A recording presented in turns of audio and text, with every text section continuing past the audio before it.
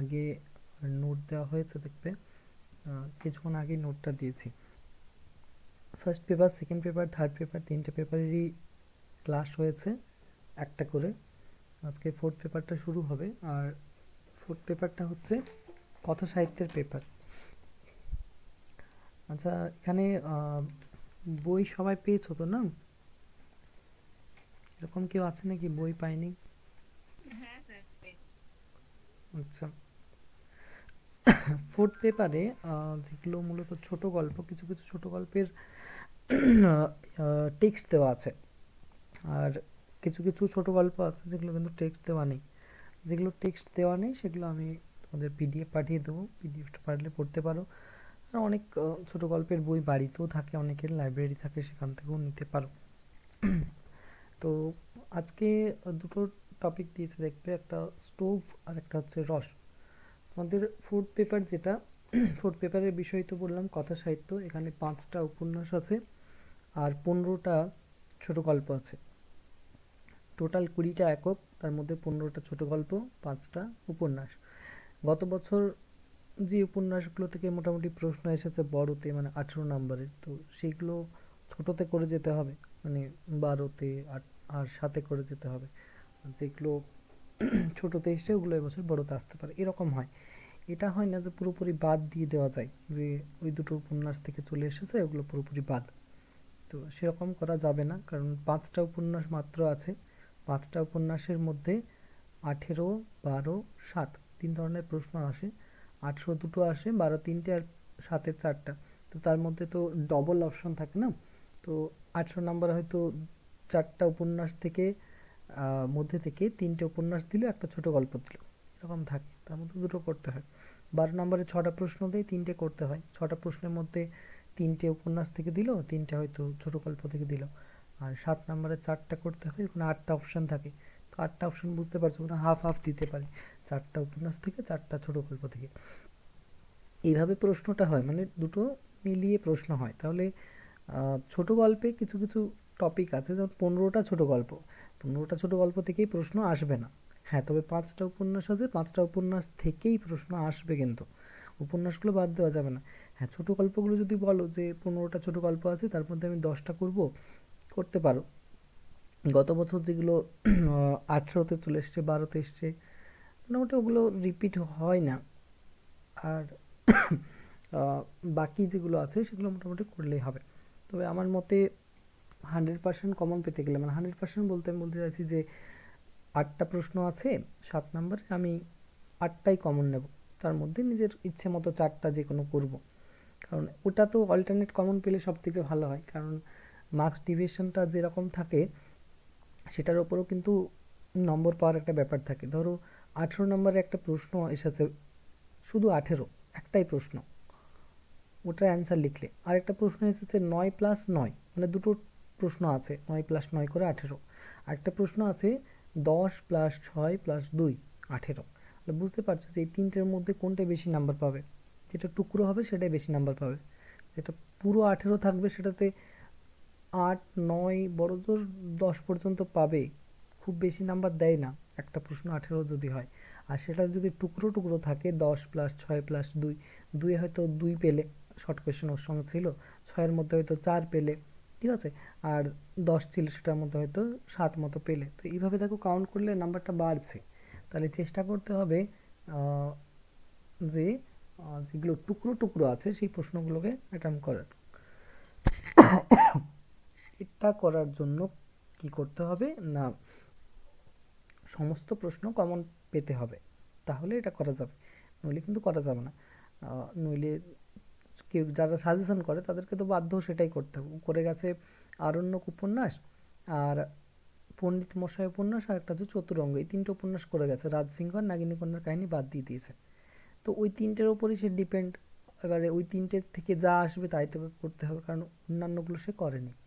তো এটা একটা সুবিধা, সবগুলো পড়ে নিলে যেগুলো টুকরো টুকরো প্রশ্ন থাকবে সেগুলো কিন্তু করা যাবে।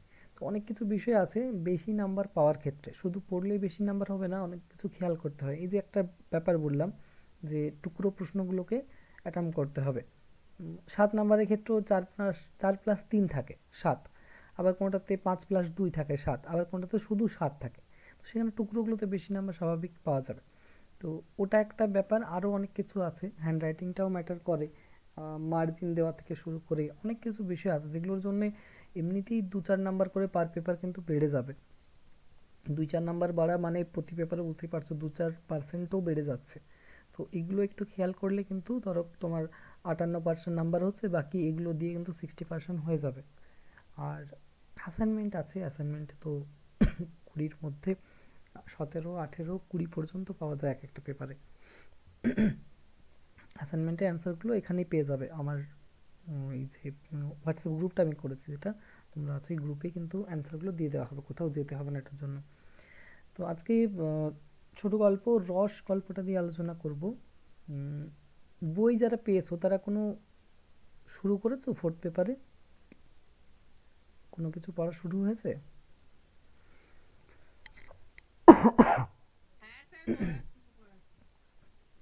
আচ্ছা, ফাঁকা সময়ে ছোট গল্পগুলো সবাই পড়ে নেবে। আহ, কারণ ছোট গল্পগুলো খুব বেশি তো নয়, একবার বসলেই পড়া যায়। ছোট গল্পের যেটা বৈশিষ্ট্য সেটা তো আশা করি জানো।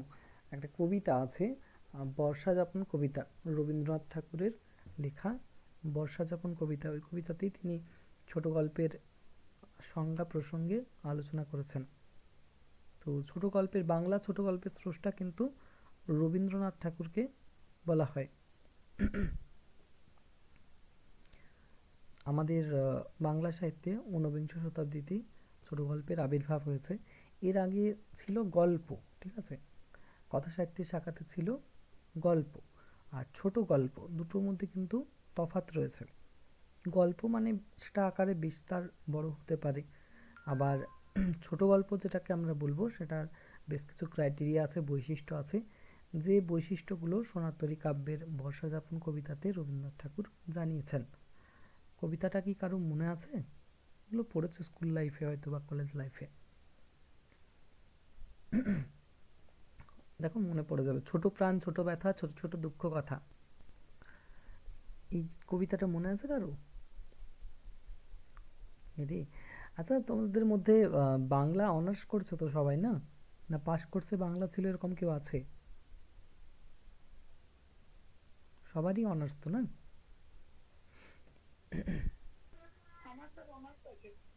হুম।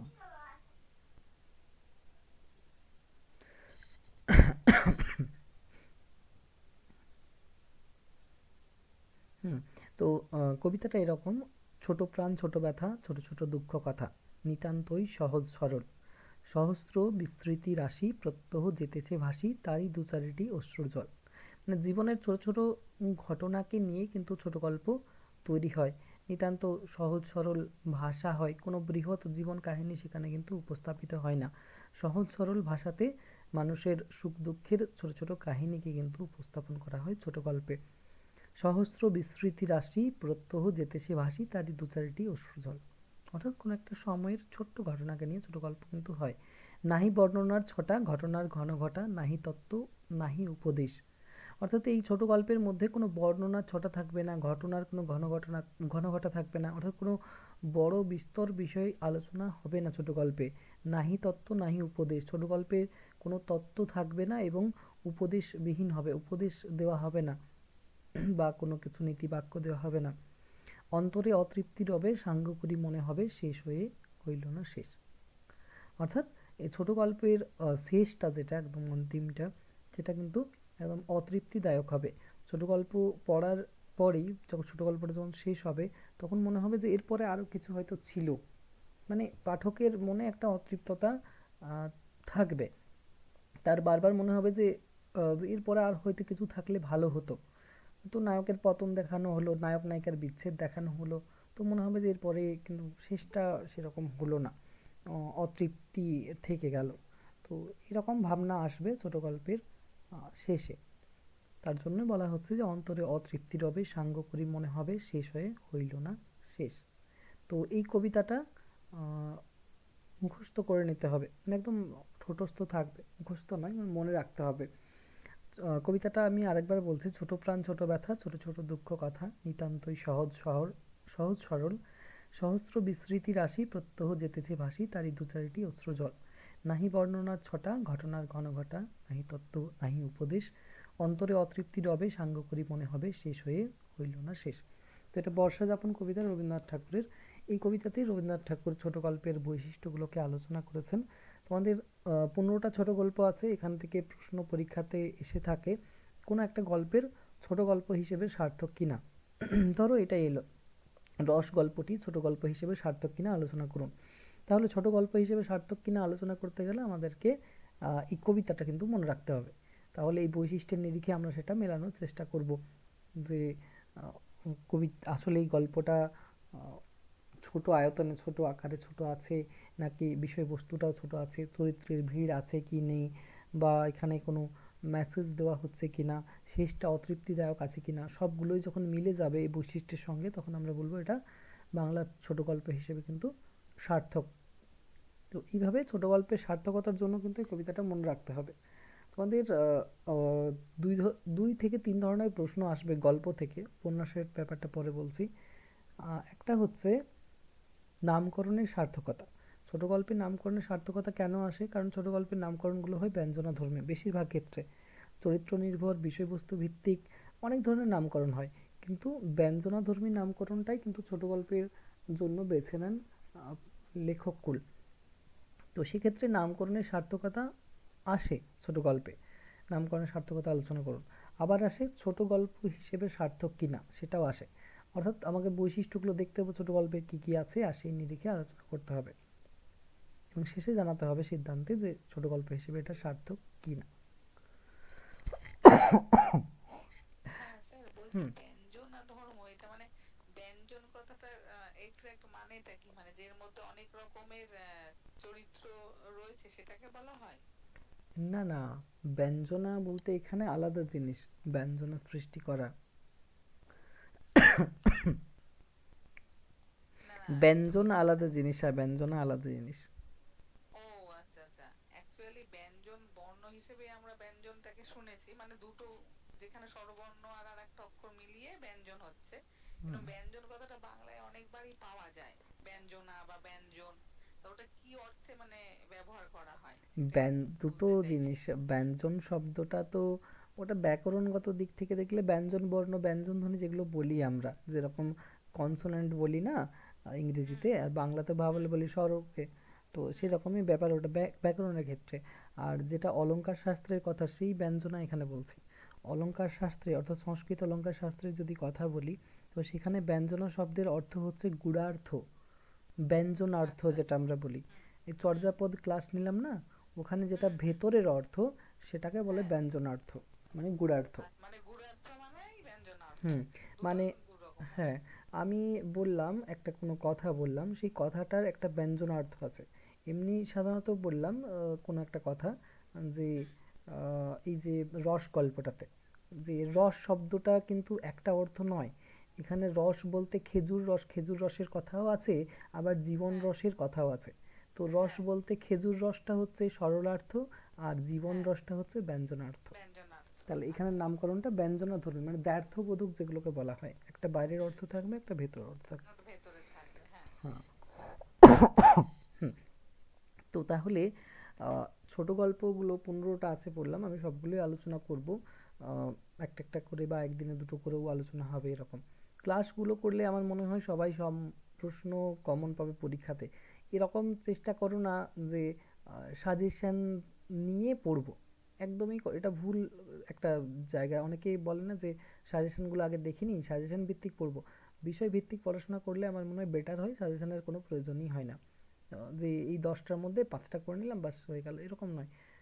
সময় যখন আছে, এখনো 5-6টা মাসও সময় আছে, তার মধ্যে আমি চেষ্টা করছি সিলেবাসটা কভার করে দেওয়ার।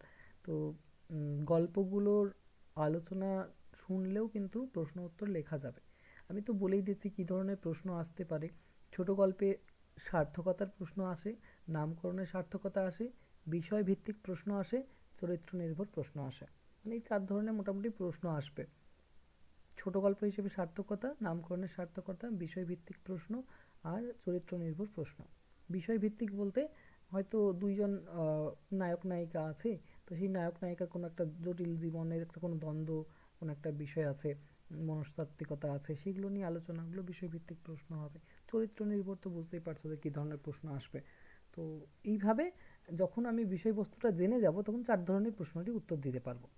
অর্থাৎ কি, আমার মেন বিষয় হচ্ছে আগে টপিকটা জানতে হবে। টপিক না জানলে যতই প্রশ্ন পড়ুক কিন্তু উত্তর কিন্তু পারবে না। আর তার আগে আরেকটা জিনিস বলবো, যারা খাতা করেছো তাদের একটা জিনিস করবে, আমি তোমাদের এই যে গল্পগুলো পড়াচ্ছি না, একটা করে ডায়াগ্রাম দেবো। ডায়াগ্রাম মানে ছক, একটা করে ছক দেবো। ওই ছকটা পারলে দু একটা আমি দিয়ে দেবো প্রথম দিকে, তারপর তোমরা নিজেরাই তৈরি করতে পারবে। যে রস গল্প, উপরে লিখলাম রস নরেন্দ্রনাথ মিত্র, তার জন্মসাল মৃত্যুসাল ব্র্যাকেটে লিখলাম, এবং সেই গল্পের যে চরিত্রগুলো, ছোট গল্প বেশি তো চরিত্র থাকে না, 5টা 6টা, সর্বাধিক 7-8টা, তার বেশি থাকবে না চরিত্র, এতটাও হয় না, 2-3টে চরিত্রই ছোট গল্প হয়। তো সেখানে চরিত্রগুলো লিখতে হবে, দুটো লিখলাম। আর তাদের যদি কোনো রিলেটিভ বা কিছু তার সঙ্গে রিলেট করা আছে সেটা লিখলাম, কোন গল্প গ্রন্থের অন্তর্গত সেটা লিখলাম। এইভাবে একটা ডায়াগ্রাম যদি বা ছক করে নেওয়া হয়, তো প্রতিবার কিন্তু ভাবতে হবে না। ওই খাতাটা যতবারই দেখবো আমি ততবার কিন্তু আমার গল্পের সব কিছু মনে পড়ে যাবে। তো ডায়াগ্রামগুলো কীভাবে করতে হবে আমি তোমাদের দু একটা দিয়ে দেবো আজকে এই গল্পটা পড়ানোর পরেই। এটার একটা ডায়াগ্রাম দিয়ে দেবো। ডায়াগ্রামগুলো রাখবে, এগুলো কাজে লাগবে, আসলে দেখলেই মনে পড়ে যাবে, কাঠামোটা দেখলেই মনে পড়ে যাবে। আসলে পড়ে মাথাতে কিন্তু সবসময় থাকবে না, একটু মানে ছক কষার মতো কিন্তু একটু করে রাখলেও কিন্তু কাজে লাগবে। তো সবাই চেষ্টা করবে যে একটা ডায়াগ্রাম অন্তত করতে। এমনি যাদের লেখার সময় নেই, যে পাতার পর পাতা অ্যান্সারগুলো লিখতে পারছি না, তারা অন্তত এগুলো ছক করে রাখবে। বেশি তো গল্প নেই, 15টা গল্প, তাহলে 15টা ছক হবে। আর 5টা উপন্যাস হচ্ছে 5টা ছক হবে মোটামুটি। এই পেপারের জন্য 20টা পৃষ্ঠা অন্তত লাগবে। তো আশা করি 5 মাস 20টা পৃষ্ঠা খুব বেশি নয়, চেষ্টা করবে এটা। তো রস গল্প দেখো, যে কোনো গল্প উপন্যাস যখন পড়বে, আমি তো যেভাবে পড়ি সেটাই বলছি, যে নতুন একটা কোনো গল্প শুরু করছি আমি, আমার হাতে পেন্সিল রাখি বা পেন রাখি, যখনই গল্পটা শুরু হয় সেখান থেকে পড়ে যাচ্ছি, একটা চরিত্র এলো আন্ডারলাইন করে নিলাম, আবার পড়ে যাচ্ছে আর একটা নতুন চরিত্র এলো আন্ডারলাইন করে নিলাম, এভাবে চরিত্রগুলোকে আন্ডারলাইন করে করে যাই, কিন্তু কিছু ইম্পর্টেন্ট লাইন থাকে সেগুলোকে আন্ডারলাইন করি। তো এইভাবে পুরো গল্পটা যখন পড়া হয়ে যায় তখন কিন্তু বোঝা যায় যে এতগুলো চরিত্র আছে, এই চরিত্রের সঙ্গে ওই চরিত্রের এই সম্পর্ক আছে, কে খলনায়ক কে নায়ক, সব কে নায়িকা, সব কিন্তু বোঝা যায়। তাহলে চরিত্রগুলো হচ্ছে সেই পাত্র পাত্রী যারা পুরো গল্পটাকে কিন্তু বয়ে নিয়ে যাবে। তার জন্য আমার মনে হয় যে গল্প শুনলে বা পড়লে চরিত্রগুলোকে কিন্তু একসঙ্গে মনে রাখার চেষ্টা করবে, আর খাতাতে পারলে সেটা কিন্তু লেখার চেষ্টা করবে। ডায়াগ্রামে কিন্তু এইভাবেই আমি তৈরি করে তোমাদের দেব। তো আজকে আলোচ্য বিষয় যেটা হচ্ছে সেটা হচ্ছে একটা ছোট গল্প রস। তোমাদের বেশ দারুণ দারুণ কিন্তু গল্প আছে, 15টা গল্প আমি নাম বলে দিচ্ছি। ক্ষুধিত পাষাণ আছে রবীন্দ্রনাথ ঠাকুরের, এই গল্পটা কে পড়ে না, প্রায় সবাই পড়েছে মনে হয় এখানে, কারণ বাংলা অনার্সে কিন্তু থাকে। তোমরা তো বেশিরভাগই তো সবাই তো বাংলা অনার্সই করেছো মনে হয়, পাশে থাকে অনেকের। তো অনার্সে ক্ষুদিত পাষাণ গল্পটা কিন্তু থাকে রবীন্দ্রনাথ ঠাকুরের। হালদার গোষ্ঠী, এটাও রবীন্দ্রনাথ ঠাকুরের লেখা। নয়নচন্দ্রের ব্যবসা ত্রৈলোক্যনাথ মুখোপাধ্যায়ের লেখা। অরূপের রাস মনস্তাত্ত্বিক গল্প একটা, জগদীশ গুপ্তের লেখা। স্টোভ, এটাও একটা প্রতীকীধর্মী গল্প, প্রেমেন্দ্র মিত্রের লেখা। শ্রী শ্রী সিদ্ধেশ্বরী লিমিটেড, এটা পরশুরামের লেখা, মানে রাজশেখর বসুর লেখা। আর রস গল্প যেটা আজকে আলোচনা করব, নরেন্দ্রনাথ মিত্রের লেখা। পথের কাঁটা শরদিন্দু বন্দ্যোপাধ্যায়ের, এটা গোয়েন্দা গল্প একটা। ডোমের চিতা রমেশচন্দ্র সেনের, একটা করুণ রসাত্মক গল্প। কুষ্ঠরোগীর বউ মানিক বন্দ্যোপাধ্যায়ের লেখা একটা ছোট গল্প। সংকেত সোমেন চন্দ্রের লেখা, একটা শ্রেণী সংগ্রামের একটা গল্প। চতুর্থ পানিপথের যুদ্ধ সুবোধ ঘোষের লেখা, এটা মাধ্যমিকে ছিল ওল্ড সিলেবাসে। যদি কেউ পুরনো সিলেবাসে মাধ্যমিক দিয়ে থাকো তাহলে চতুর্থ পানিপথের যুদ্ধ গল্পটা আশা করি পেয়েছো, কারণ এটা 2010 পর্যন্ত মনে হয় ছিল সিলেবাসে, চতুর্থ পানিপথের যুদ্ধ, এখন মনে হয় নেই। তারপর হচ্ছে রেকর্ড, রেকর্ড গল্পটা নারায়ণ গঙ্গোপাধ্যায়ের লেখা। শহীদের মা সমরেশ বসুর লেখা একটা ছোট গল্প। আর জাতুধান মহাশ্বেতা দেবীর লেখা গল্প।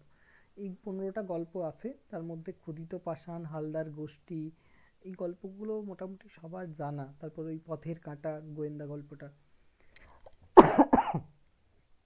এমন কেউ এখানে আছে যে এই গল্পগুলোর দু একটাও পড়েছে? কোনটা কোনটা? ওই শরদিন্দু বন্দ্যোপাধ্যায়, মানে মনে যেটা আছে সেটা পথের হচ্ছে কাঁটা। পথের কাঁটা। হুম আর হুম একটা হচ্ছে রসটাও পড়েছি, রস না সরি রসটা পড়িনি, রসটাই আপনি বলেছিলেন, আমি ইউটিউবে হুম দেখে নিয়েছি। হুম হুম। আর আর হচ্ছে গিয়ে আর বলুন নামগুলো, আমার কাছে বইটা নেই। ক্ষুধিত পাষাণ এটা প্রায় সবাই হ্যাঁ, পড়েছে। এটা তো সিনেমা হুম। দেখাই আছে আমাদের ছোটবেলায়, সেই হালদার গোষ্ঠী। উত্তম কুমারের। হ্যাঁ, হুম হুম। হালদার গোষ্ঠীও মোটামুটি পড়েছি। নয়নচাঁদের আর ব্যবসা, এটাও তো সিনেমা হয়েছে, এটাও। হ্যাঁ হ্যাঁ, ওটাও বলছিলেন আগের দিন, ওটাও একটু পড়েছি। হুম। ওই জমালয়ে কি আছে না একটা, ওটার হ্যাঁ হ্যাঁ হ্যাঁ, এটা। পড়েছি ওটা, মানে হুম ওটা একদম ডাইরেক্ট জমালা জীবন্ত হুম মানুষটা হুম আছে। হুম আর হুম। এটা একটু ইনডাইরেক্ট হ্যাঁ ভাবে, মানে হ্যাঁ। এখান থেকে থিমটা নিয়েছে, হুবহু এই গল্পটা নয়। হুম হুম, মানে না না যেহেতু এটা নয়, রিলেটেড করেছে, এটা হ্যাঁ নয়, হ্যাঁ, এখানে মানে থিমটা থিমটা আছে। নিয়েছিল। হুম। আর ডোমের চিতা, ওটাও পড়েছি। বাহ, ভালো, বেশ ভালো ভালো গল্প দিয়েছে কিন্তু। হুম। যদি পরবর্তীকালে কেউ নেট সেটের প্রিপারেশন নেই, তো সেক্ষেত্রে এখান থেকে অনেক কিছু টপিক কিন্তু নেট সেটের আচ্ছা আচ্ছা। সিলেবাসে আর আছে। উপন্যাসের মধ্যে ওই আহ, ওই কি যেন পণ্ডিত মশাই আর বঙ্কিমচন্দ্র, এই দুটো পড়া হয়ে গেছে। রাজ সিংহ। এই, হ্যাঁ, রাজ সিংহ, বঙ্কিম বঙ্কিমচন্দ্রে, বঙ্কিমচন্দ্র আর নরসিংহ, পণ্ডিত মশাই শরৎচন্দ্র। আর হচ্ছে পণ্ডিত মশাই, দুটো আর আরণ্যকটা আমার কাছে বইটা আছে, কিন্তু আমি ঠিক ইন্টারেস্টটা পেলাম না। কারণ ওখানে মানে জঙ্গলের বিষয়টা বেশি বর্ণনা করেছে, আর হুম কিছু হুম মানুষের, মানে ওখানে জঙ্গলে থাকলে যে ফিলিংসটা হয় সেটাই হুম বোঝাতে চেয়েছেন। কিন্তু আমি দেখেছিলাম এই আরণ্যকটা নিয়ে অনেক মানে ইউটিউবে প্রচুর গল্প এরকম নানা কিছু আছে। হুম কিন্তু আমি যখন শুরু করলাম আমি অতটা ইন্টারেস্ট পেলাম না, ওই জন্য আর পড়িনি শেষ অবধি। হুম আর নাগিনী কন্যার কাহিনীটা শুরু করেছি। আর চতুরঙ্গটা আমার কাছে নেই, ওই জন্য ওটাও ভেবেছি যে মোটামুটি যদি আপনি গাইড করে দেন তাহলে আর পড়তে লাগবে না হয়তো। হুম। চতুরঙ্গটা বেশ ভালো উপন্যাসটা, এগুলো সিনেমা হয়েছে বেশিরভাগ ক্ষেত্রে। আচ্ছা ঠিক আচ্ছা আছে, আচ্ছা। তো আজকে রস গল্পটাই আলোচনা করি। তার আগে নরেন্দ্রনাথ মিত্র একজন বিশিষ্ট কথা সাহিত্যিক, তার সম্পর্কে কিছু জানা উচিত। নরেন্দ্রনাথ মিত্র, তিনি একজন বিশিষ্ট কথা সাহিত্যিক। আমরা তাকে বলবো কোন সময় বলবো না, বিংশ শতাব্দীর প্রথমার্ধে তাকে রাখা যাবে, তার আবির্ভাবকাল সেটাই কিন্তু বলা যাবে। জন্মসাল হচ্ছে 1916, মৃত্যুসাল হচ্ছে 1975। তিনি একজন ঔপন্যাসিক, গল্পকার, মূলত কথা সাহিত্যিক, কিন্তু কবিতাও লিখেছেন। প্রথম জীবনে কবিতাই লিখেছিলেন, কিন্তু সফলতা পেয়েছেন তিনি কথা সাহিত্যের শাখাতে। তার জন্মসাল বললাম 1916 সালে, 30শে জানুয়ারি। বাংলাদেশে জন্মগ্রহণ করেছিলেন, অবিভক্ত বাংলা তখন, ফরিদপুরে। তো তার লেখার কথা যদি বলি, গ্রন্থ তালিকা, প্রচুর উপন্যাস তিনি লিখেছেন, যেমন দ্বীপপুঞ্জ, চেনামহল, সঙ্গিনী, অনুরাগিনী, গোধূলি, চোরাবালি, 3 দিন 3 রাত্রি, জলপ্রপাত, কন্যাকুমারী, শিখা, নতুন তরুণ, সূর্যমুখী, প্রচুর উপন্যাস কিন্তু লিখেছেন। গল্প সংকলনের মধ্যে তার রয়েছে, মানে গল্প গ্রন্থের কথা বলছি, অসমতল, হলদে বাড়ি, চড়াই উতরাই, আহ, সেতার, উল্টো রোদ, পতাকা, এগুলো তার গল্প গ্রন্থের নাম, মানে গল্প বইয়ের নাম। একটা কবিতা সংকলন তার আছে, যেটার নাম হচ্ছে জোনাকি। প্রথম জীবনে কবিতা দিয়ে তিনি শুরু করেছিলেন, সেই কবিতাটার নাম হচ্ছে মুখ। তোমাদের বইয়েও দেখবে পরিচিতি পাতাতে দেওয়া আছে এই বিষয়গুলো। তো তার গল্প গ্রন্থের কথা বলি, যে যে গল্পটা আলোচনা করবো এখন, রস গল্পটা, সেটা তার অসমতল নামক যে গল্প গ্রন্থ, সেখান থেকে নেওয়া হয়েছে। অসমল অসমতল গল্পগ্রন্থের অন্তর্গত হচ্ছে এই রস গল্পটা। এটা এছাড়াও এখানে কিন্তু আরও অনেক গল্প রয়েছে, চোর আছে, পালঙ্ক আছে, সেতার আছে, হেডমাস্টার আছে। বেশিরভাগ এখানে গল্পগুলো কিন্তু সিনেমা, মানে চলচ্চিত্র রূপায়ণ হয়েছে। এখানে যে গল্পটার নাম বললাম, হেডমাস্টার, হেডমাস্টার গল্পটা সিনেমা হয়েছে, রস গল্পটাও সিনেমা হয়েছে। হেডমাস্টার এটা তোমার বাংলা হয়েছে, আর রস গল্পটা হিন্দিতে হয়েছে। অমিতাভ বচ্চনের সওদাগর যে মুভিটা রয়েছে, ইউটিউবে সার্চ করবে সওদাগর, ওটা দেখতে পাবে। অমিতাভ বচ্চন এই রস গল্পের যে ক্যারেক্টার আছে মোতালেব, সেই মোতালেব ক্যারেক্টারটাই অভিনয় করছে অমিতাভ বচ্চন।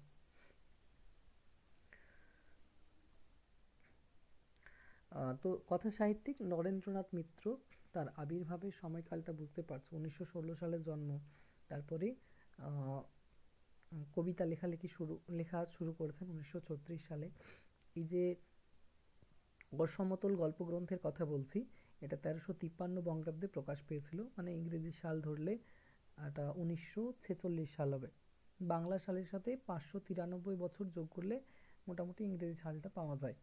তো 1946 সালের দিকে বিশ্বযুদ্ধোত্তর একটা পরিস্থিতি, ভারত তথা বাংলা একদম উত্তাল বাংলা, যেখানে বুঝতেই পারছো যে কি সমস্যা দেখা দিচ্ছিল, মন্বন্তর ছিল, দুর্ভিক্ষের একটা থাবা করাল গ্রাস করেছিল বাংলাকে। কেননা দ্বিতীয় বিশ্বযুদ্ধে বুঝতেই পারছো সৈন্য থেকে শুরু করে সব কিছুই, খাদ্য যা কিছু আছে সব পাচার হচ্ছিল বিদেশে, ইংল্যান্ডে। ভারত সরকার বলতে তখন ব্রিটিশরাই চালাতো, এবং সেই ব্রিটিশরা ভারতের সব কিছুই কিন্তু ব্যবহার করতো নিজেদের সেই বিশ্বযুদ্ধে। ফলে ভারতে একটা মানে একটা কি দেখা দিয়েছিল, খরা দুর্ভিক্ষ সব মড়ক লেগে গিয়েছিল।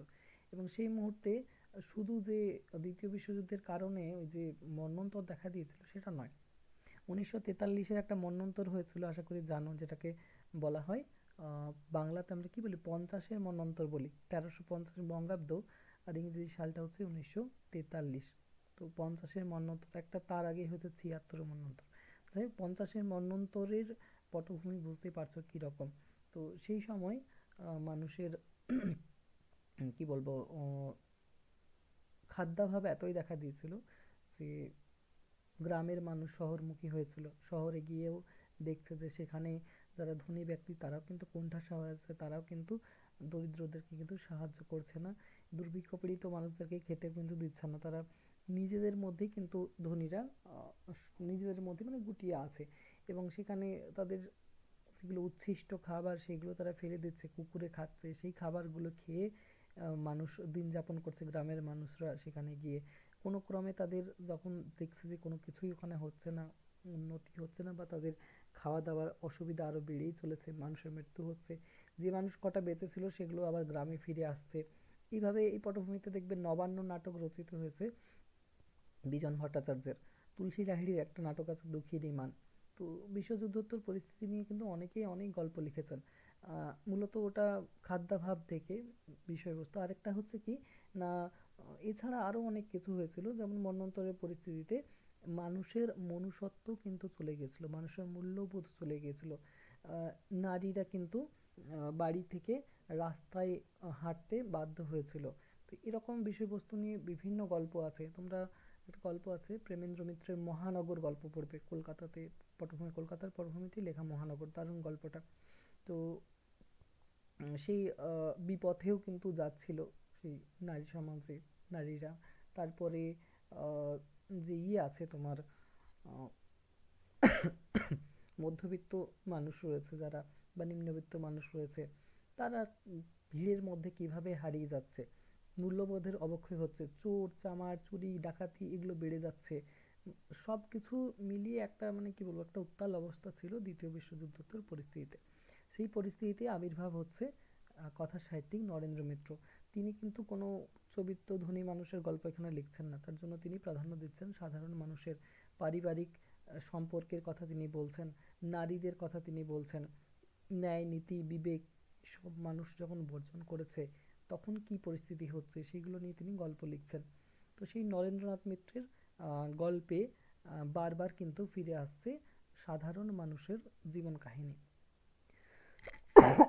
তিনি নিজেও বলেছেন এইসব ব্যাপার নিয়ে যে আহ, তিনি যে গল্পগুলো লিখছেন মূলত নারীদেরকে তিনি প্রাধান্য দিচ্ছেন, কারণ ছোটবেলায় কিন্তু তিনি গল্প পড়তে যে ভালোবাসতেন, বা গল্পের বই কোথায় পাবেন লাইব্রেরির ব্যাপার তিনি জানতেন না, গ্রন্থাগারের ব্যাপার জানতেন না। নতুন বিয়ে হওয়া কোনো বৌদি আসতো তখন তার কাছ থেকে তিনি বই নিয়ে সেগুলো পড়তেন, তাদের কাছে খোঁজ করতেন, এবং নারীদের সঙ্গে তাদের সেই অন্দরমহলের কথা সব কিছু খুঁটিনাটি তার ওখান থেকে অভিজ্ঞতা হয়েছে। ফলে তিনি সেই নারীদের জীবন কাহিনী কিন্তু বেশি তুলে ধরেছেন। তিনি বলছেন যে আমার পাঠকগুলো কিন্তু পুরুষ খুব কমই, নারীকুলই কিন্তু আমার বেশিরভাগ ক্ষেত্রে কিন্তু পাঠকের জায়গাতে আছে। আর এছাড়া তিনি এই যে রস গল্পটা, রস গল্প, রস শব্দটা বলতে এখানে খেজুর রসের কথা বলা হচ্ছে। শীতকালীন বুঝতেই পারছো এখন তো সবাই আমরা নলেন গুড় নিয়ে আসছি, সেই খেজুরের যে ইয়েগুলো মানে গুড় বানায় যে জায়গাগুলোতে, গুড় পাটালি বা খেজুর রস থেকে গুড় যেটা বানাচ্ছে, দেখবে ছোট ছোট খেজুর পাতা দিয়ে তারা ঝুপড়ি টাইপের ঘর টাইপের বানিয়ে নিয়ে কত কষ্টে তারা থাকে সেখানে খেজুর গুড় তৈরি করে। এই সময় বেশিরভাগ এলাকায় গ্রামগঞ্জে দেখতে পাবো আমরা যে খেজুর গাছগুলোতে একটা করে হাঁড়ি টাঙানো আছে, এবং সেই সারাদিন ধরে টুপ টুপ করে রস পড়ছে সেই হাঁড়িতে, এবং সেই হাঁড়িগুলোকে তারা শেষে নিয়ে আসে সারাদিনের পরে, এবং সেগুলোকে আগুনে জাল দিয়ে সেই খেজুর রস থেকে গুড় বানায়। পদ্ধতিটা আমরা সবাই জানি, ছোটবেলা থেকেও দেখে আসছি। তো লেখকও দেখতেন তার নিজের বাড়ির অভিজ্ঞতা, তিনি মা মাসিদেরকে এগুলো করতে দেখেছেন, ফলে একটা অভিজ্ঞতা তার ছিলই, আর সেটাকেই তিনি কাজে লাগিয়েছেন তার ছোট গল্পে। এই প্রসঙ্গে তিনি একটা উক্তি রেখেছেন যেটা তোমাদের বইয়ে দেওয়া আছে, যে এই গল্পের যে পটভূমি তা আমার খুবই পরিচিত। পূর্ববঙ্গে আমাদের গ্রামের বাড়িতে পূর্ব দিকে ছিল একটি পুকুর। সেই পুকুরের চারধারে ছিল অজস্র খেজুর গাছ। ছেলেবেলা থেকে দেখতাম আমাদের প্রতিবেশী কিষাণকে সেই সব খেজুর গাছের মাথা চেঁচে মাটির হাঁড়ি বেঁধে রাখতে, বাঁশের নল বেয়ে সেই হাঁড়িতে সারা রাত ধরে ঝিরঝির করে রস পড়তো। সেই রস কড়াইতে করে বড় বড় মাটির হাঁড়িতে করে জ্বালিয়ে গুড় তৈরি করতেন আমাদের মা জেঠিমারা। শীতের দিনে সে থেকে গুড় তৈরির এই প্রক্রিয়া মায়ের পিঠের কাছে দাঁড়িয়ে থেকে রোজ দেখতাম। আমার চিরচেনা এই পরিবেশ থেকে রসগল্পটি বেরিয়ে এসেছে, কিন্তু রসের যে কাহিনী অংশ, মোতালেব, মাজু খাতুন আর ফুলবানুকে নিয়ে যে হৃদয় দ্বন্দ্ব, খেজুর রসকে ঘিরে রূপা শক্তির সঙ্গে যে জীবিকার সংঘাত, তা কোনো প্রত্যক্ষ অভিজ্ঞতা থেকে আসেনি। সে কাহিনী আমি দেখিও নি, শুনিও নি, তা মনের মধ্যে যে আপনা থেকেই বানিয়ে বানিয়ে উঠেছে। অর্থাৎ লেখকের গল্প নিয়ে কিন্তু চরিত্র নিয়ে, প্লট নিয়ে, কাহিনী নিয়ে ভাবতে হতো না। তিনি নিত্য নিত্য কিন্তু রাস্তায় যেতে যেতে কোনো একটা কথা শুনেও কিন্তু তিনি কাহিনী বানিয়ে ফেলতে পারতেন, এতটা তার ক্ষমতা ছিল। মানে চরিত্র চিত্রণ বা চরিত্রায়ন করতেও বেশি সময় তার লাগতো না। তো ছোট গল্প যেন তার মানে একটি হাতের জাদুর পরশে যেন তৈরি হতেই থাকতো। অসংখ্য ছোট গল্প লিখেছেন তিনি, আর অসংখ্য উপন্যাসও কিন্তু লিখেছেন। তো সেই অসমতল গল্প গ্রন্থের অন্তর্গত হচ্ছে রস গল্প। যে ছকটা তোমাদের করতে বলছিলাম, সেটা আমি ছকটা আজকে একটা দিয়ে দেবো, ওটা দেখে নিয়ে পরের গল্পগুলো চেষ্টা করবে ওইভাবে ছক তৈরি করতে। কি করবে না, একটা প্রথমে চরিত্রগুলো নেবে। এখানে প্রধান চরিত্র হচ্ছে মাজু খাতুন, মোতালেফ, এই দুজন। এছাড়াও একটা আছে ফুলবানু চরিত্র। তিনটে চরিত্র লিখলে অ্যারো দিয়ে, এবং তার নিচে নিচে তাদের পরিচয়গুলো লিখবে এবং কার সঙ্গে কী সম্পর্ক। প্রধান চরিত্র হচ্ছে মোতালেফ। খেজুর রসের দেখবে যারা কারবারি হয়, যারা খেজুর গুড় বানায় রস থেকে, তো বেশিরভাগই কিন্তু ইসলাম ধর্মের। আর ইসলাম ধর্মের মানুষ যারা করে, বিশাল কর্মঠ হয় কিন্তু তারা, যে খেজুর রস মানে নিয়ে আসা, সংগ্রহ করা, সেগুলোকে জাল দিয়ে আবার গুড় তৈরি করা, সেগুলোকে আবার বিক্রি করা, এটা কিন্তু অনেকটাই শ্রমসাধ্য ব্যাপার। অনেকটা আহ, ফুচকাওয়ালাদের মতো। আমরা দেখি ফুচকাওয়ালাদের কত লাভ, কিন্তু এটা দেখি না যে ফুচকাওয়ালাদের সারাদিনের কতটা খাটুনি আছে। আমাদের এরিয়াতে, আমার যেখানে আমি থাকি, এখানে অন্তত 20-25টা ফুচকাওয়ালা আছে। মানে নন বেঙ্গলি এলাকা আমাদের দিকটা। তো বাঙালিরা ফুচকা খায়, বানায় নন বেঙ্গলিরা বেশিরভাগ ক্ষেত্রে। তো সেই ফুচকাওয়ালাদের আমি ভাবতাম যে হয়তো প্রচুর লাভ। 10টা আমাদের এখানে 10 টাকায় 6টা দেয়। তো অন্য এরিয়াতে শুনেছি 10 টাকা নাকি 4টা দেয়, দুটো তিনটে এরকমও কলকাতাতে শুনেছি। জানি না কেমন কি, তো আমাদের এখানে 10 টাকায় 6টা ফুচকা দিই, তাতেও আমরা ভাবি যে প্রচুর লাভ মনে হয়। এত বিক্রি করছে, প্রতিদিন 1000টা করে ফুচকা বিক্রি করছে, তো বিশাল লাভ। একদিন মানে আমাদের এলাকায় চোরের উপদ্রব বেড়েছিল, তখন পাহারা দেওয়ার পালা পড়ছিল যে এলাকায় প্রতিটা বাড়ি থেকে একজন করে পাহাড় দিতে হবে, নিজের এলাকায় নিজেকেই গাইড করতে হবে। তো পাহারা দেওয়ার সময় দেখলাম, আজ থেকে 10-12 বছর আগেকার কথা বলছি, তখন দেখছি রাত 2টোর সময় যখন ঘুরে বেড়াচ্ছি, দেখছি ফুচকাওয়ালাদের বাড়িগুলোতে না বাতি জ্বলছে, সবাই জেগে আছে। রাত 2টোর সময় ওরা ময়দা মাখছে। দিয়ে ওদের বাড়িতে মানে পার হওয়ার সময় জিজ্ঞাসা করলাম যে প্রতিদিন কি রাত 2টোর সময় ময়দা মাখেন এরকম? তো বলছে হ্যাঁ, ময়দা না, ওরা আটা দিয়ে বানায় ফুচকা। তো সুজি আর আটা রাত 2টোর সময় মাখবে, একবারে ভোর 5টা পর্যন্ত প্রসেস হবে, ফুচকাগুলো বানাবে। সকালে স্নান টান করে ওই 10টার সময় ঠেলা নিয়ে বেরোবে। আবার আসতে সেই সন্ধেবেলা হবে, সন্ধেবেলা এসে খাওয়া দাওয়া করে ঘুমিয়ে পড়বে। আবার রাত 2টোতে উঠবে আর এই কাজগুলো করবে। দিয়ে সেদিন থেকে আমার এই ভাবনাটাই চলে গেছে যে ফুচকাওয়ালাদের বিশাল লাভ। ওই যে রাত 2টোয় উঠে এই যে কষ্ট করা কাজটা এটা কিন্তু বিশাল ব্যাপার। জানি না এবারে কোথায় কিভাবে করে, আমাদের এরিয়াতে তো দেখি যে রাত 2টো থেকে কাজ শুরু করে ফুচকাওয়ালারা। তো অনেকটা জীবনে কষ্টও রয়েছে। তো এই খেজুর রসের যে গুড়ের ব্যাপারটা বলছি, হয়তো আমরা 150 টাকা কেজি 200 টাকা কেজি নিচ্ছি, ভাবছি যে অনেক বেশি নিচ্ছে, কিন্তু এটার পেছনে অনেক খাটুনি আছে। দেখ এখনও সবাই তো আর সৎভাবে ব্যবসা করে না, এবারে অনেক অসৎ ব্যবসায়ীও থাকে, তাদের কথা বাদ দিলাম, যদি সৎভাবে ব্যবসা করে অনেকটা কষ্টকর কিন্তু এই কাজগুলো। তো সেই রসের, অর্থাৎ খেজুর রসের গল্প, যেখানে মোতালিফ হচ্ছে প্রধান চরিত্র, গাজী মোতালিফ, এবং মাজু খাতুন প্রধান চরিত্র এটাও, আর ফুলবানু চরিত্র আছে।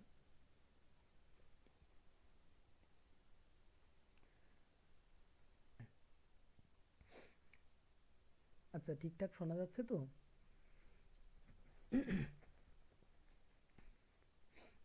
শুনতে পাওয়া যাচ্ছে তো ঠিকঠাক? হুম।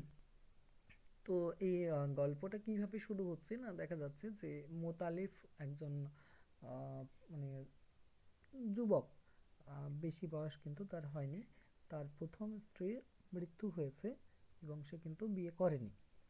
সে খেজুর গুড়ের ব্যবসা করে, এবং কার সঙ্গে করতো সে, রাজেক মৃধা নামে একজনের সঙ্গে করতো, সেই তার গুরু। মোতালিফের গুরু হচ্ছে রাজেক মৃধা।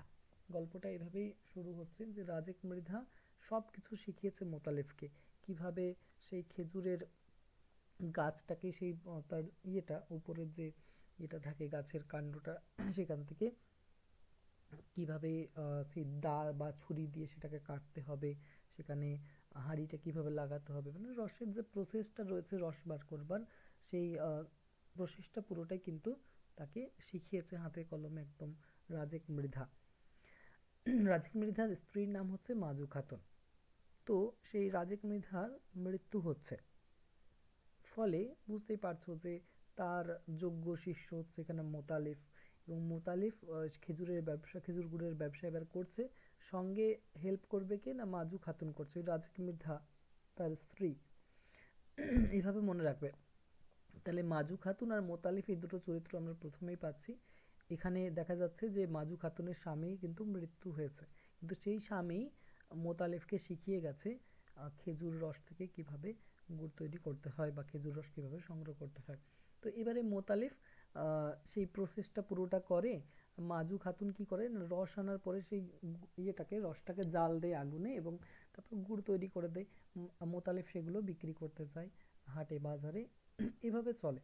তো মোতালিফ যেহেতু পরিশ্রমী, কর্মঠ এবং যুবক, তো তার ক্ষেত্রে মাঝে মাঝে তার সন্দেহ হয় যে মাজু খাতুন হয়তো গুড় চুরি করছে বা রেখে নিচ্ছে, কিন্তু মাজু খাতুন কিন্তু একজন পারদর্শী মহিলা, সে কিন্তু তার হাতে জাদু আছে, এবং সে ব্যবসাটা ধরে রেখেছে মোতালিফের। মোতালিফ তো বিক্রি করতে চায়, বাকি খেজুর রস আনার পর থেকে বাকি যে প্রসেসিংটা রয়েছে পুরোটাই কিন্তু করে মাজু খাতুন।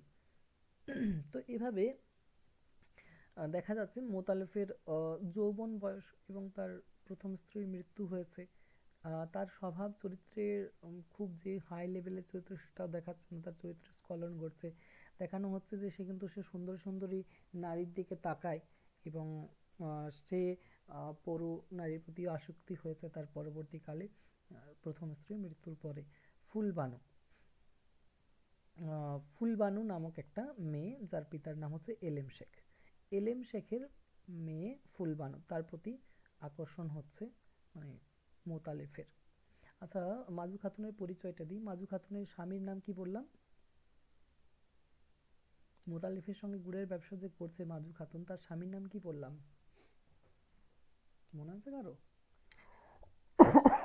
এগুলো লিখে নিতে হবে।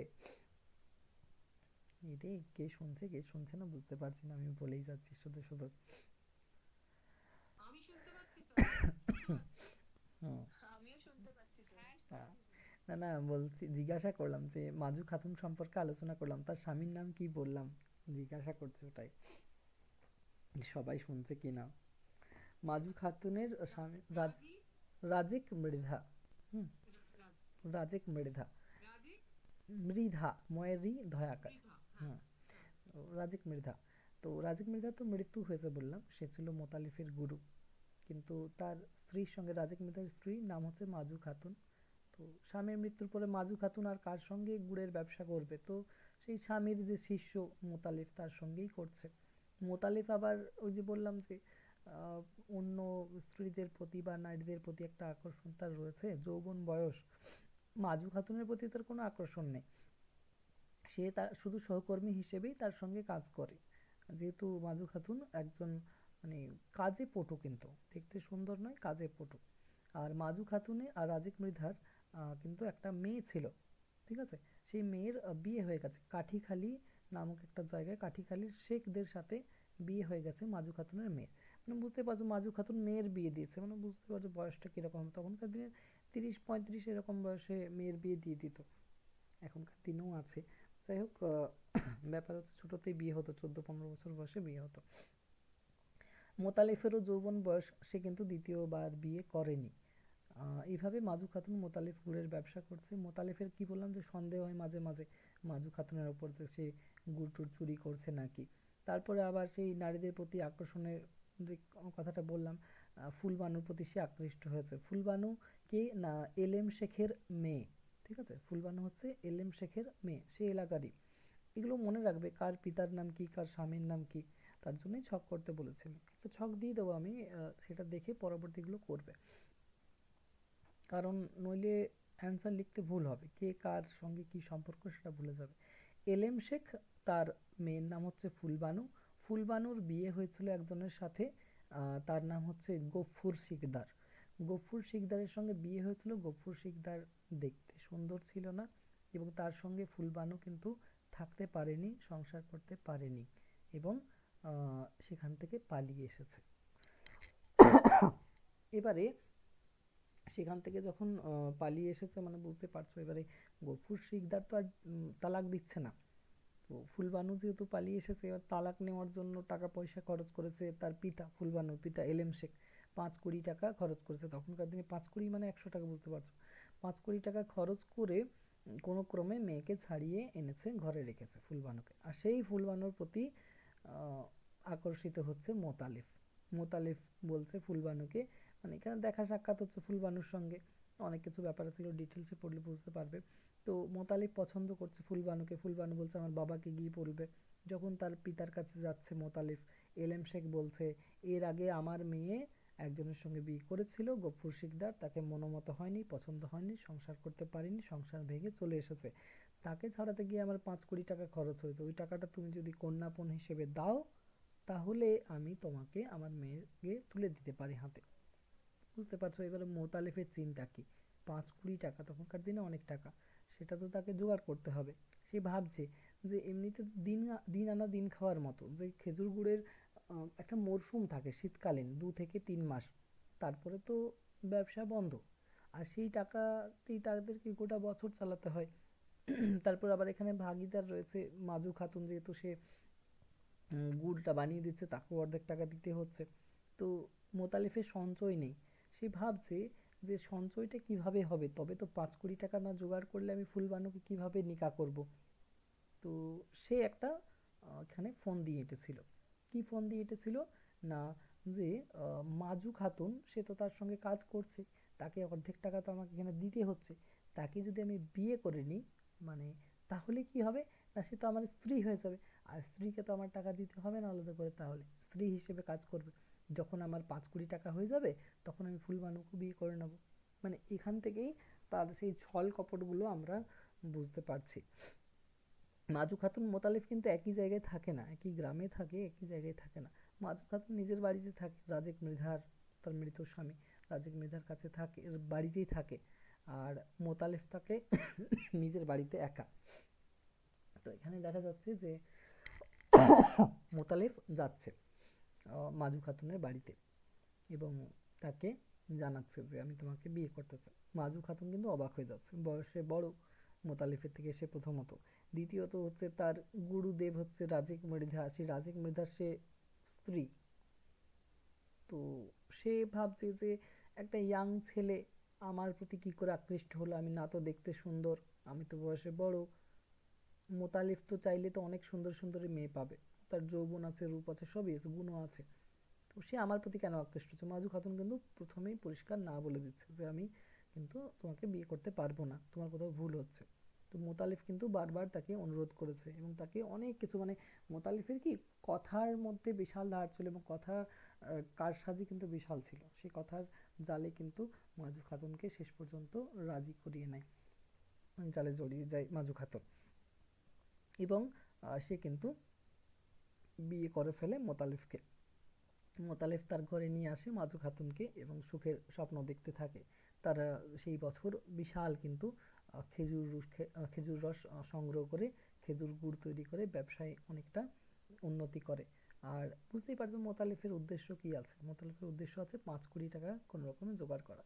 তো এইভাবে যখন মাজু খাতুনকে দিয়ে কাজ করিয়ে পুরো টাকাগুলো আমাদের বলে, মানে দুজনের বলে টাকাগুলো সঞ্চয় হতে থাকলো, যখন সেই 5 কোটি টাকা জমা হয়ে গেল মোতালিফের কাছে, তখন মাজু খাতুনকে মিথ্যা অপরাধ দিয়ে কিন্তু বাড়ি থেকে তাড়িয়ে দিল মোতালেফ।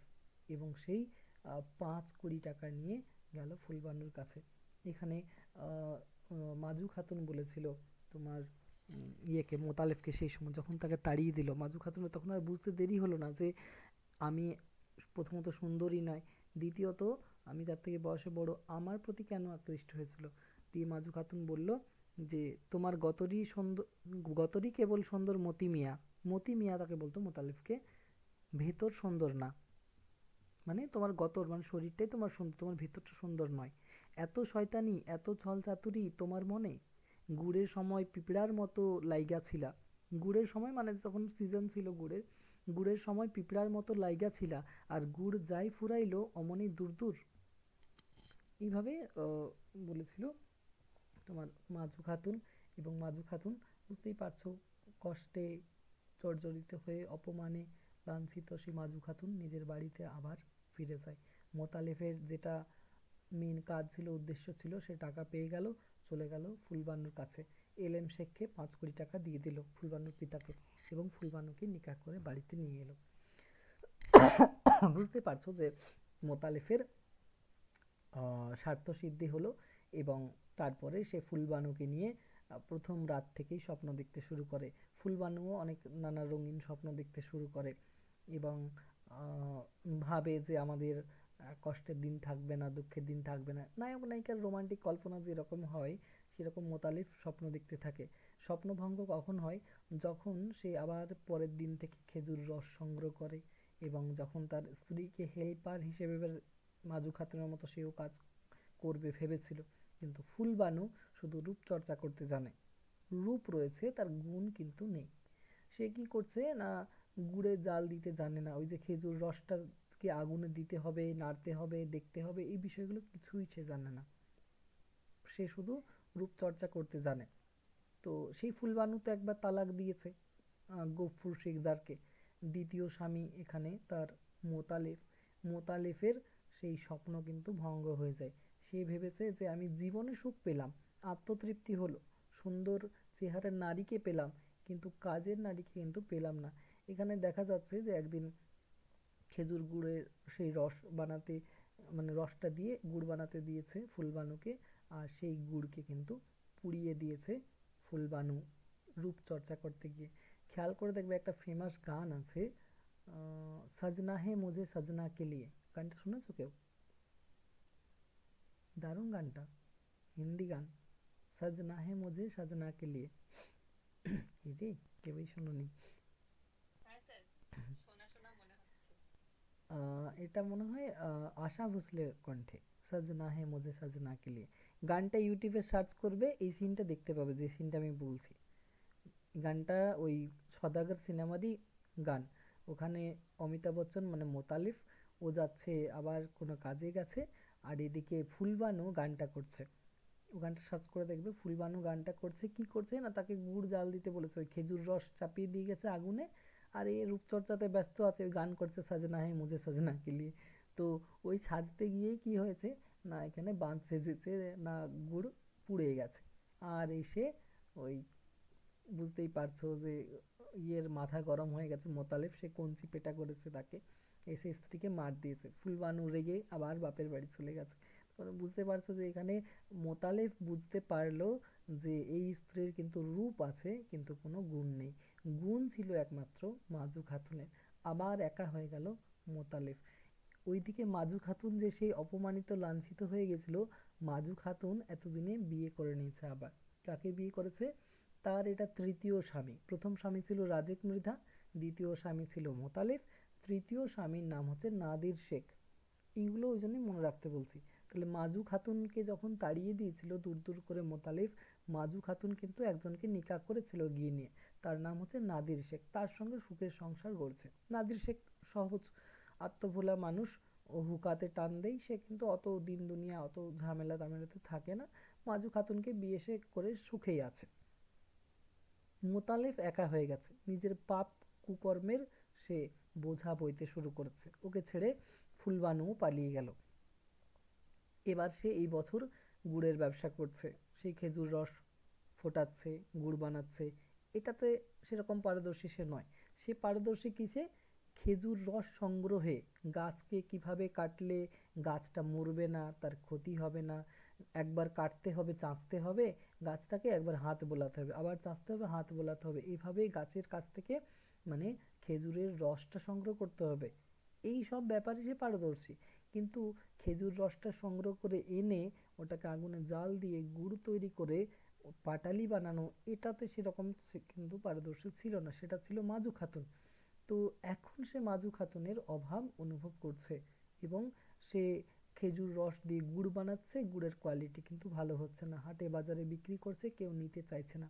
একজনকে দিচ্ছে, বলছে যান এটা নিয়ে যান, আপনার বাড়িতে খাইয়ে দেখাবেন, টাকা দিচ্ছে, বলছে না টাকা আপনি পরে দেবেন। মানে এত দুরবস্থা তার হয়ে গেছে যে সে কিন্তু মানুষকে চেক করার জন্যই দিচ্ছে যে দেখে আসবেন, দেখবেন, ভালো লাগলে আমাকে পরের বারে টাকা দিবেন। মানে সে একদম সেই আত্ম অনুশোচনা, নিজের সব কিছু সে ভাবছে যে কত বড় সে ভুল করেছে মাজু খাতুনকে হারিয়ে। কারণ আসল সুন্দর কিন্তু ভেতরটা, বাইরেটা কিন্তু নয়। তো সেই বিষয়টা সে কিন্তু হাড়ে হাড়ে টের পাচ্ছে যে ফুলবানুর রূপের মোহে আমি আকৃষ্ট হয়েছিলাম, কিন্তু আসল গুণ ছিল মাজু খাতুনের মধ্যে। এতদিনে মাজু খাতুন কিন্তু একজনকে নিয়ে সংসার করছে। কি নাম বললাম মাজু খাতুনের স্বামীর নাম? তৃতীয় স্বামী কেউ খেয়াল করলে কি নাম বললাম? নাদির শেখ। শাহ নাদির শেখ। শেখ। সব শেখই আছে। প্রথম স্বামীর নাম মাজু খাতুনের রাজেক রাজেক মৃধা, দ্বিতীয় স্বামী হচ্ছে মোতালেফ, আর তৃতীয় স্বামী হচ্ছে নাদির শেখ। ঠিক আছে। আর মোতালেফের কটা স্ত্রী হলো? মোতালেফের প্রথম স্ত্রীর মৃত্যু হয়েছিল, প্রথমেই বললাম, তারপরে তো মাজু খাতুনের সঙ্গে মানে গুড়ের ব্যবসা করছে, তাহলে দ্বিতীয় স্ত্রী মাজু খাতুন, আর তৃতীয় স্ত্রী হচ্ছে মোতালেফের ফুলবানু। ঠিক আছে। সবার তিনবার করে বিয়ে হচ্ছে কিন্তু এখানে খেয়াল করবে। আবার ফুলবানুর জীবনে যদি আসি তাহলে ফুলবানুর দুবার বিয়ে হয়েছে। একবার গফুর শেখের সঙ্গে, ওর সঙ্গে যখন তালাক হলো, তারপরে মোতালেফের সঙ্গে। খেয়াল করে দেখো, মাজু খাতুনের তিনবার বিয়ে হয়েছে, মোতালেফের তিনবার বিয়ে হয়েছে, ফুলবানুর দুবার বিয়ে হয়েছে। এবারে ব্যাপার হচ্ছে মোতালেফ কি করলো না, যখন দেখছে তার দুরবস্থা, চরম সংকট, গুড়ের ব্যবসা কোনো রকমেই চলছে না, একবার সে কিন্তু কি করছে না, তোমার খেজুর রস নিয়ে চলে যাচ্ছে 2 হাঁড়ি। কার জন্য? না মাজু খাতুনকে দেওয়ার জন্য। মাজু খাতুনের বাড়িতে গিয়ে দেখছে মাজু খাতুনের বিয়ে হয়ে গেছে নাদির শেখের সঙ্গে। ওই গুড় দেখে কিন্তু রেগে গেছে মাজু খাতুন। মানে বুঝতে পারছো কেন রাখবে না? স্বাভাবিক, তাকে কিভাবে তাড়িয়ে দিয়েছিল। সেই মাজু খাতুনের কাছে যখন সে গেছে তখন কিন্তু সে কিন্তু বিশাল রেগে গেছে এবং সে অনেক কিন্তু মানে খারাপ কথা শুনিয়েছে সেই সময় ইয়েকে, মোতালেফকে। মোতালেফ কি করবে? সব কিছুই কিন্তু সে সহ্য করছে। দাঁড়াও, উক্তিটা বেশ সুন্দর ছিল যেটা করেছিল তোমার মাজু খাতুন। এক মিনিট, তোমাদের বইয়ে আছে কি উক্তিটা? দেখিয়ে দাঁড়াও।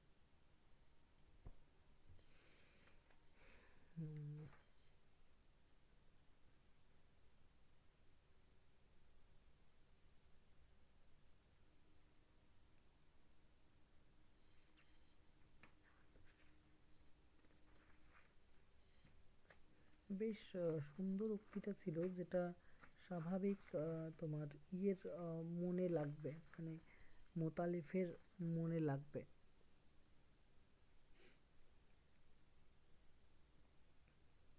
যে আহ, আহ, কুকুরের থেকেও মানুষ শয়তান হতে পারে, এরকম ভাবে আহ, কথা বলেছিল তোমার। বলবো কা তুমি হ্যাঁ, বুঝবা না মিয়া, কুকুর বিড়াল থেকেও অধম থেকে মানুষ শয়তান থেকেও সাংঘাতিক হয়।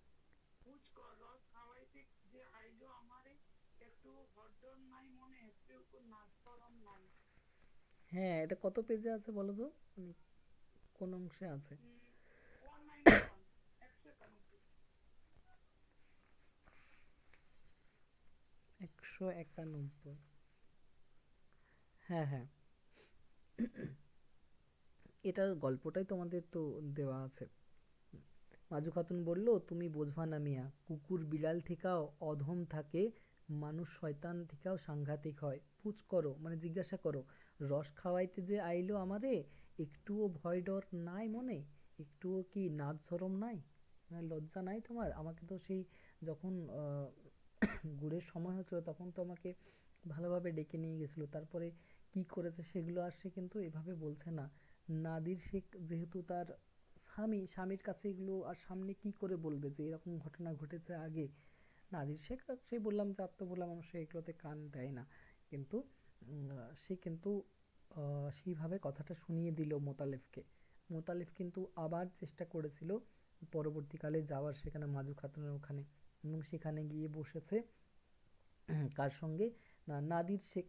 নাদির শেখ আগের ঘটনা তো কিছুই জানে না, সেই নাদির শেখের সঙ্গেই মোতালেফ বসে আছে, এবং নাদির শেখ হুকা টানছে, আর মোতালেফও এখানে হুকা টানছে, এবং সে অনুনয় বিনয় করতে এসেছে যাতে এবারের যে তোমার রসের যখন সিজন আসবে, যে সেই রসের সিজনে যেন খেজুর রসকে গুড় বানিয়ে দেয় তার স্ত্রী মাজু খাতুন।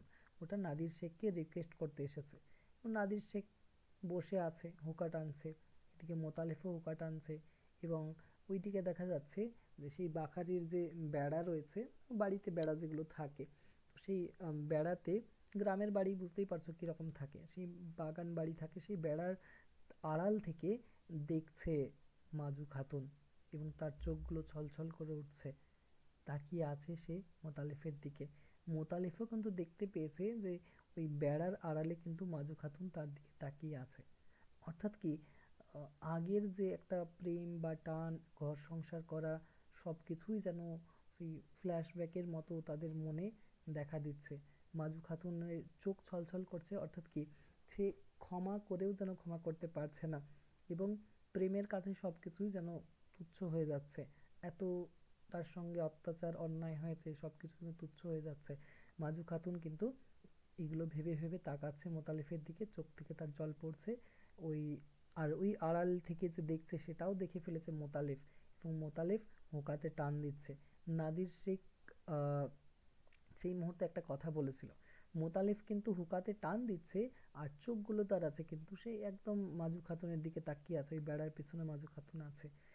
নাদির শেখ বলছে যে তোমার হুকোতে যে আগুনটা আছে না, ওটা নিভে গেছে। হঠাৎ যেন হুঁশ হলো নাদির শেখের, বলল, ও কি মিয়া, হুকায় যে কেবল ধইরা রইলেন হাতে, তামাক খাইলেন না? আগুন আগুন নিভা গেল কইলকার, কইলকার মানে হুকাটার বলছে, যে তোমার কলকের আগুনটা তো নিভে গেল, তুমি খাচ্ছ না কেন? আগুন নিভে যাওয়ার কথা এখানে বলেছে তোমার নাদির শেখ। তখন হুকাতে মুখ দিতে দিতে মোতালেব বলল, না মিয়া ভাই, নেবে নাই, না মিয়া ভাই, আগুনটা নেভেনি। খেয়াল করে দেখো শেষ লাইনটা কতটা ব্যঞ্জনাধর্মী। এখানেই গল্পটা শেষ হয়ে যাচ্ছে। তোমরা যদি সিনেমাটা দেখো, অমিতাভ বচ্চনের সদাগর, ওখানেও দেখবে এইভাবেই কিন্তু শেষ হচ্ছে, একটা আশা দিয়ে যেন শেষ হচ্ছে। ওই যে আগুন নেভার কথা বলা হয়েছে, এখানে কিসের আগুন নেভার কথা বলা হয়েছে? নাদির শেখ বলছে কলকের বা হুকোর আগুনটা নিভে গেছে তোমার, তুমি কিসে টান দিচ্ছ, কিসে টান দিচ্ছ, আগুনটা নিভে গেছে, এটাই বলতে চাইছে নাদির শেখ। মোতালেব বলছে বলবো যে এটাই। না মিয়া ভাই, নিভে নাই। হ্যাঁ বলো। এখানে ওই যে মানে মাজু খাতুনের চোখগুলো ছলছল করছিল, সেটা দেখেও ভাবলো যে এখনো কিছু টান মোতালেবের প্রতি ওর আছে। সেই জন্যই বললো যে আগুনটা এখনো নিভে নাই। হুম।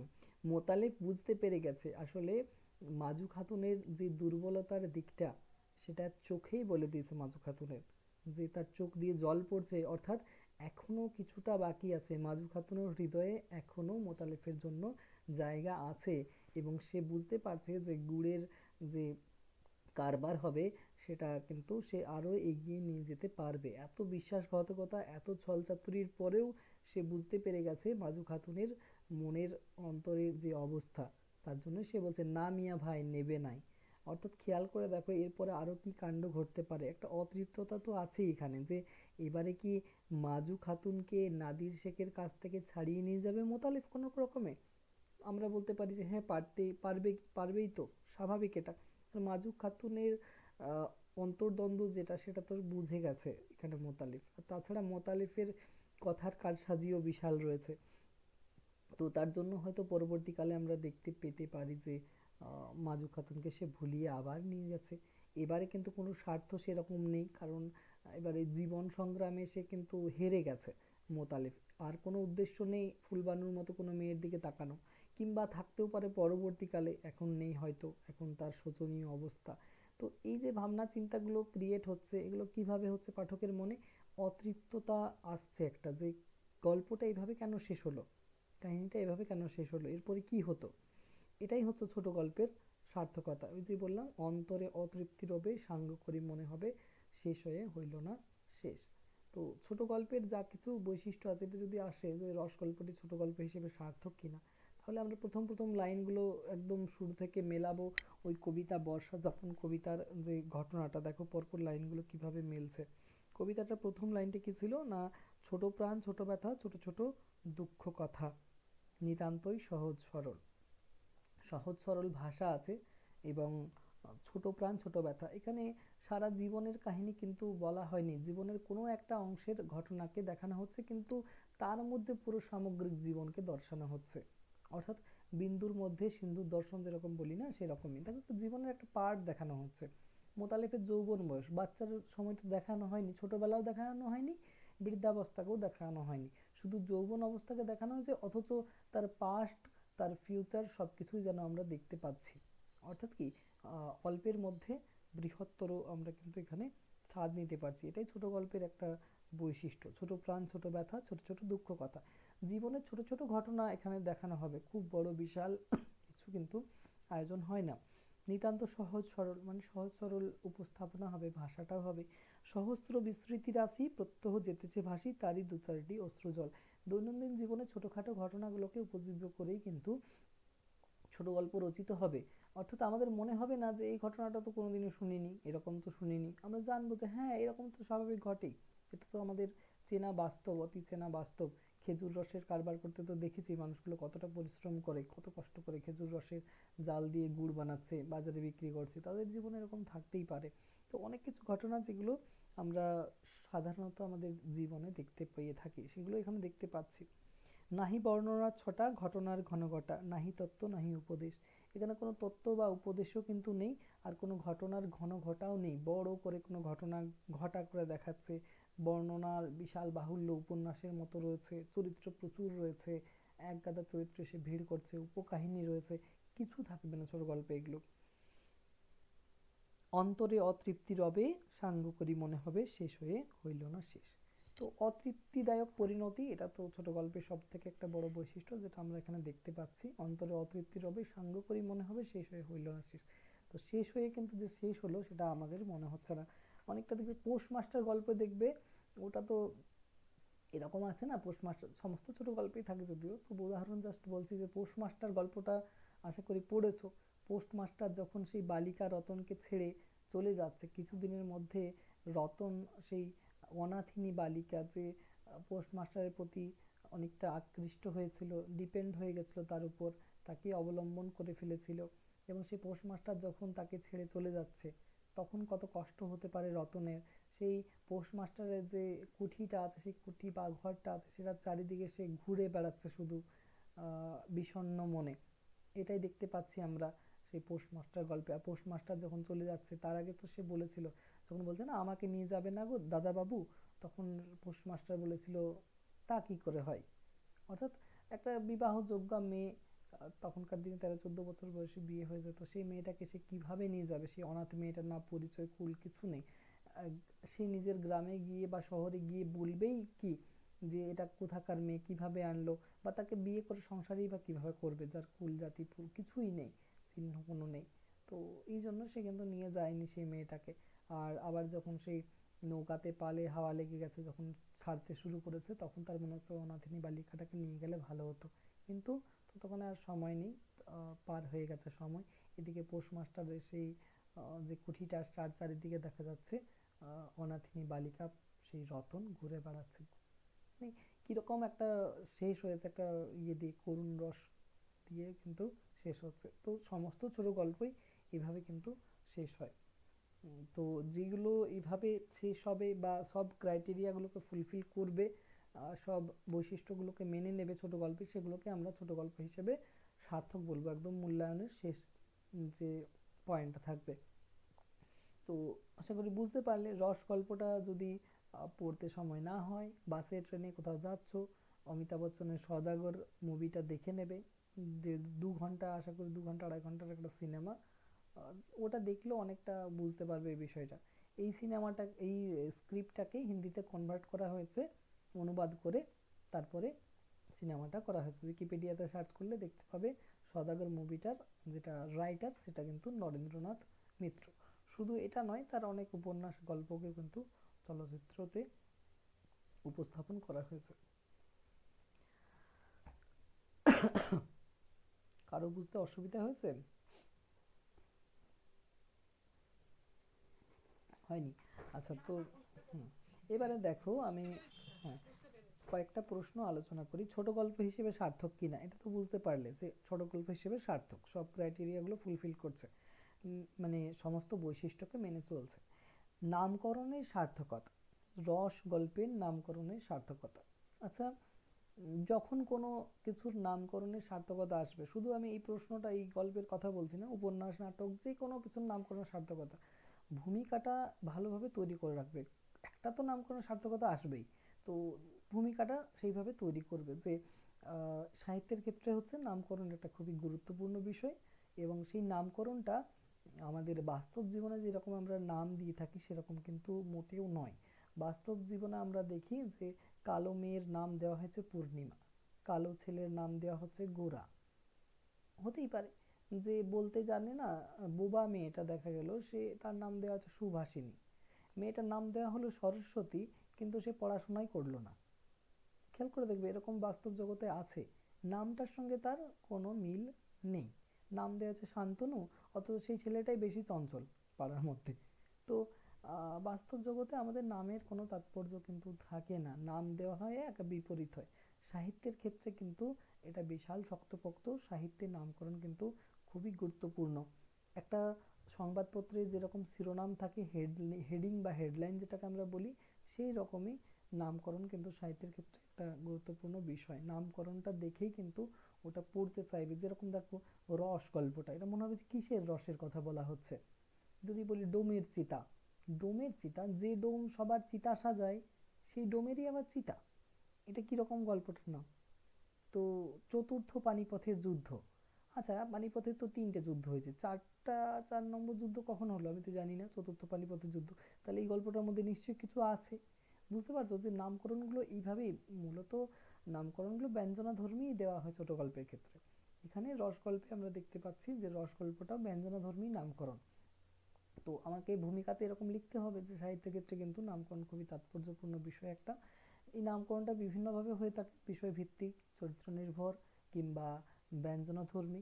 আলোচ্য যে রস গল্পটি, এটির নামকরণ একটা ব্যঞ্জনাধর্মী নামকরণ, কারণ ব্যঞ্জনা রয়েছে রস শব্দটার মধ্যে। রস বলতে আমরা এখানে দেখতে পাচ্ছি খেজুর রসের কথা বলা হচ্ছে, যে রসটা আগুনে ফুটে ফুটে একটা দামি জিনিস তৈরি হচ্ছে, অর্থাৎ গুড় তৈরি হচ্ছে, মিষ্ট দ্রব্য তৈরি হচ্ছে।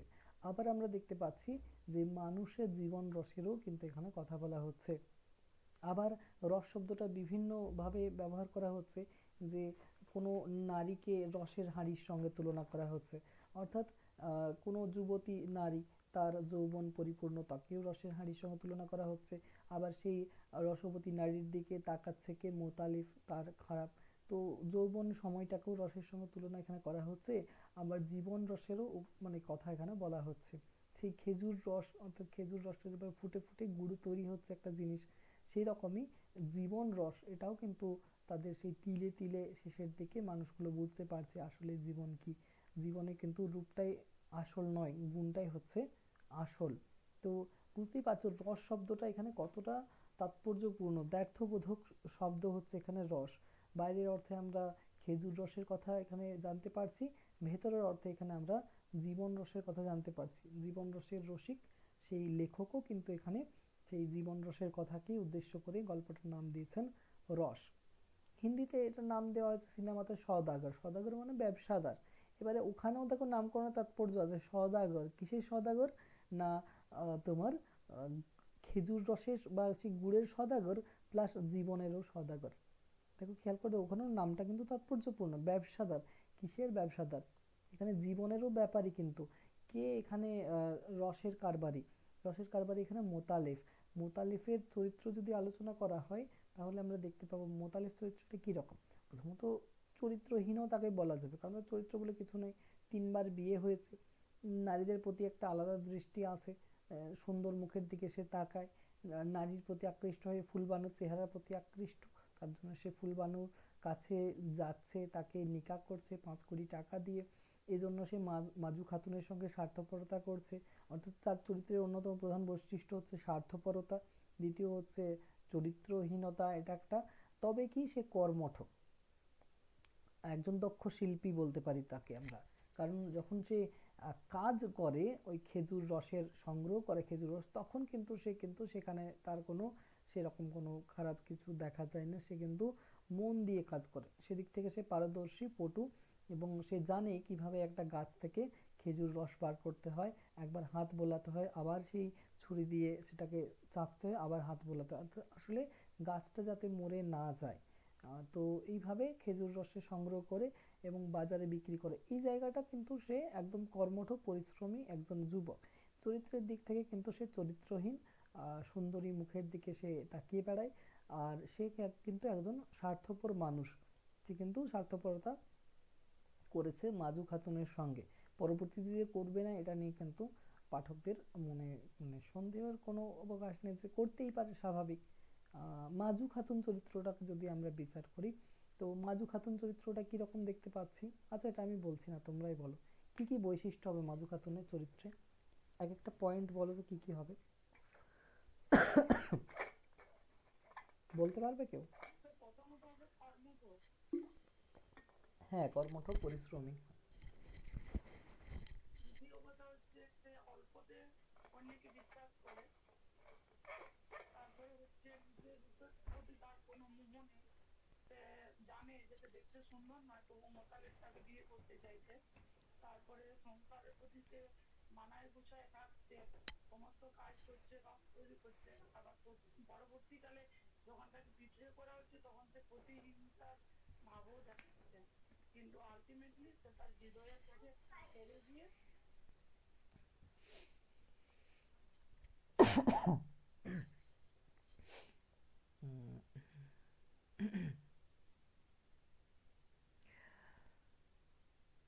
বাহ, ভালো বললে। এরকমই হবে।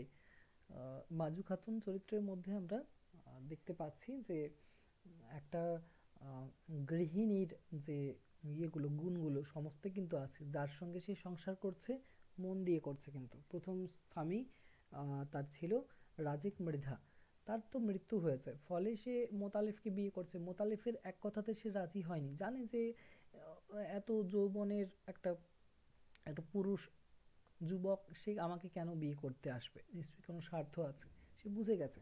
তাহলে এখান থেকে বোঝা যায় যে তার মানে মনে কিন্তু ধরা দিয়েছে, সে বুঝতে পেরেছে। কিন্তু তার প্রতি একটা আকর্ষণও কাজ করেছিল মোতালেফের প্রতি, এবং সে কিন্তু প্রেমের বন্ধনে, সেটা কিন্তু নিখাদ ছিল, সেখানে কোনো কিন্তু মানে ইয়ে ছিল না, খুঁত ছিল না। তো তারপরে তার কি বলবো, মোতালেফের স্বার্থপরতা সে বুঝতে পারে। তারপর আবার সে সংসার করতে গিয়েছিল কার সঙ্গে না, নাদির শেখের সঙ্গে। তার সঙ্গে ভালোভাবেই সংসার করছে। অর্থাৎ কি, সংসারে মানে জীবনে সে কিন্তু ব্যর্থ নয়। ব্যর্থ, যদি মোতালিফের সঙ্গে যে ইয়েটা তালাকটা, সেটা ব্যর্থতা নয়, কিন্তু মোতালেফ তাকে তাড়িয়ে দিল। নইলে কিন্তু সংসার জীবনে সে ব্যর্থ নয়, আসলে তার ভাগ্য বিড়ম্বনা, ভাগ্য তাকে সাথ দেয়নি। আর বাকি দিক থেকে, সব দিক থেকে কিন্তু সে চেষ্টা করেছে সংসারটাকে টিকিয়ে রাখার, সেটা কিন্তু সে পারেনি। আর মনের দিক থেকে কিন্তু সে দুর্বল। কারণ এখানে দুর্বলতার সুযোগটাই তো নিচ্ছে মোতালেব বারবার। প্রথম দিক থেকে দেখতে পাচ্ছি যে সে কিন্তু একদম শক্তপোক্ত যদি থাকতো যে না আমি বিয়ে করবোই না, তাহলে মোতালিফ রাজি করতে পারতো না। আসলে কথার জালে ভুলে যায়, মোতালিফের যে কথা বলার ভঙ্গি, তাতে কিন্তু সে ভুলে যায়। মোতালিফের চেহারার মধ্যেই একটা মানে আকর্ষণীয় একটা কিছু ভাব রয়েছে, যেটাতে কিন্তু মাজু খাতুন ভুলে যেত। আবার ভুলতে বসে শেষের দিকে, তার স্বামী আছে এখানে নাদির শেখ, তবুও সে মোতালেফের দিকে তাকিয়ে তো চোখ দিয়ে জল পড়ছে। অর্থাৎ কি, এখানেও বোঝা যাচ্ছে যে একটা দুর্বলতা কাজ করছে মোতালেফের প্রতি। তো একটা বিষয় আছে যে পতঙ্গ সেই আগুনেই নিজের দেহটাকে মানে পোড়াতে ভালোবাসে।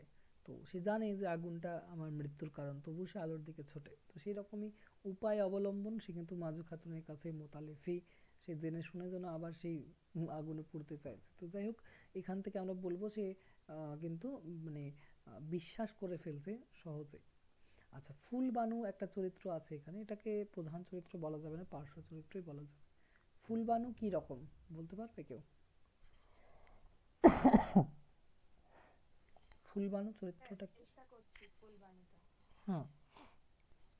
আচ্ছা, ফুলবানু হচ্ছে এমন একটা চরিত্র যে হচ্ছে ভীষণ মানে নিজেকে নিয়েই আহ, মানে আত্মকেন্দ্রিক যাকে বলে, এরকম একটি চরিত্র। হুম। প্রথমত সে যখন মানে একটা ঘটনার মধ্যে দিয়ে তার চরিত্রটা কিছুটা বর্ণনা করা যায়। যেমন হচ্ছে ওই যে যে সময় খেজুর রসের ওই তৈরি মানে পদ্ধতিটা হচ্ছে, তখন যেমন ওকে মোতালেব সেটা রক্ষণাবেক্ষণ করতে বলে গেছে, তখন সে সেই কাজটায় গুরুত্ব না দিয়ে সে নিজেকে পরিচর্যার কাজে সময় দিচ্ছে। এর ফলে বোঝা যায় সে একটা আত্মকেন্দ্রিক মানুষ।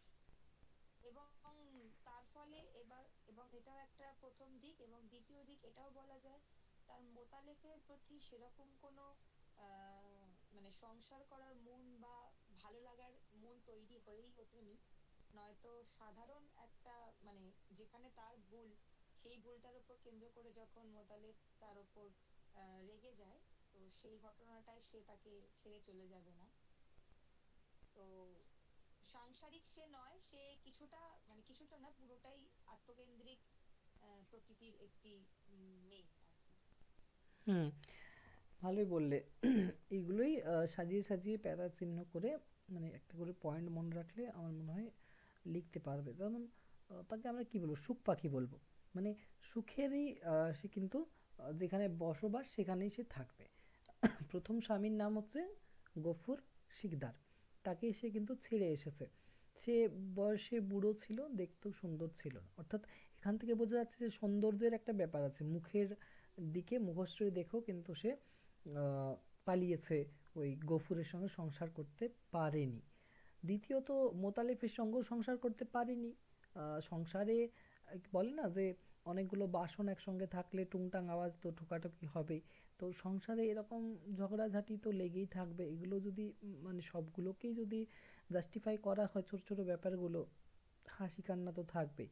তাহলে সেদিক থেকে দেখা যায় যে সে কিন্তু সুখ পাখি। সে কি করছে না, সংসার অনভিজ্ঞা বলতে পারি, এগুলোকে একটা পয়েন্ট। সংসার অনভিজ্ঞা মানে সংসার সম্পর্কে সেই অভিজ্ঞতা তার নেই, সংসারে সেইভাবে তো সে থাকেই নি, গফুর শিকদারের সঙ্গেও থাকেনি, দ্বিতীয়ত মোতালেফের সঙ্গেও থাকেনি। সংসারের কাজ কর্ম সব কিছুতে কিন্তু তার মন নেই, সে আত্মভোলা। আত্মভোলা মানে নিজের রূপচর্চাতেই কিন্তু ব্যস্ত। অর্থাৎ তার মধ্যে রূপ আছে কিন্তু তার কোনো গুণ নেই। আর তার রূপের কারণেই মোতালিফ তাকে কিন্তু নিকা করে এনেছিল। রূপের যখন জৌলুস শেষ হয়ে যাচ্ছে, আগুনে সেই রসে পুড়ে যাচ্ছে, রস বানাতে গিয়ে যখন তার জৌলুস চলে যাচ্ছে, তখন সেও সেখান থেকে পালাচ্ছে। আবার মোতালেফও দেখছে যে তার কোনো কাজ হচ্ছে না, এত রূপেরই সব কারবারের, তখন তাকে তাড়িয়ে দিচ্ছে। অর্থাৎ যেখানে তার রূপচর্চা হবে, যেখানে তার সুখে সে থাকবে, সেখানেই সে থাকবে কিন্তু। অর্থাৎ এই চরিত্রটা অনেকটা সেই টাইপের যে কিন্তু মানে সেই সুখ পাখি টাইপের, যেখানে সুখ থাকবে সে সেখানেই থাকবে, আর কিছু না, কিন্তু খাবে দাবে নিজের রূপ পরিচর্যা করবে। সিনেমাটা যদি দেখো সওদাগর সিনেমাটা, ওখানে ওই গানটাতেই পুরোটা দেখতে পাবে। গানটা পুরোটাই ভাবো না, ওই যে সাজনা হে মুঝে সাজনা কে লিয়ে লিরিক্সটা ভাবো, তাকে পুরো ডিটেলসটা পেয়ে যাবে যে আসলেই সে কেমন। সাজ ধাজকে বান ঠানকে এভাবে কিছু কিছু গানের লিরিক্সগুলো আছে, ঠিক আমার মনে পড়ছে না। আসলে গানটা তো মানে কি বলবো, অরিজিনালটা ছোটবেলায় শুনে, রিমেকটা শুনেই বড় হয়েছিলাম প্রথম দিকে, তারপরে অরিজিনালটা শুনেছি। প্রথম দিকে রিমেকটা শুনে 2002-3 সালের দিকে, তখন রিমেক গানটা বেশি পপুলার হয়েছিল, তখন ওই গানগুলোকে একটু একটু মানে কি মিউজিক দিয়ে রিমিক্স করতো। তো ওই তখন সাজনা হে মুঝে সাজনা কে লিয়ে গানটা শুনতাম।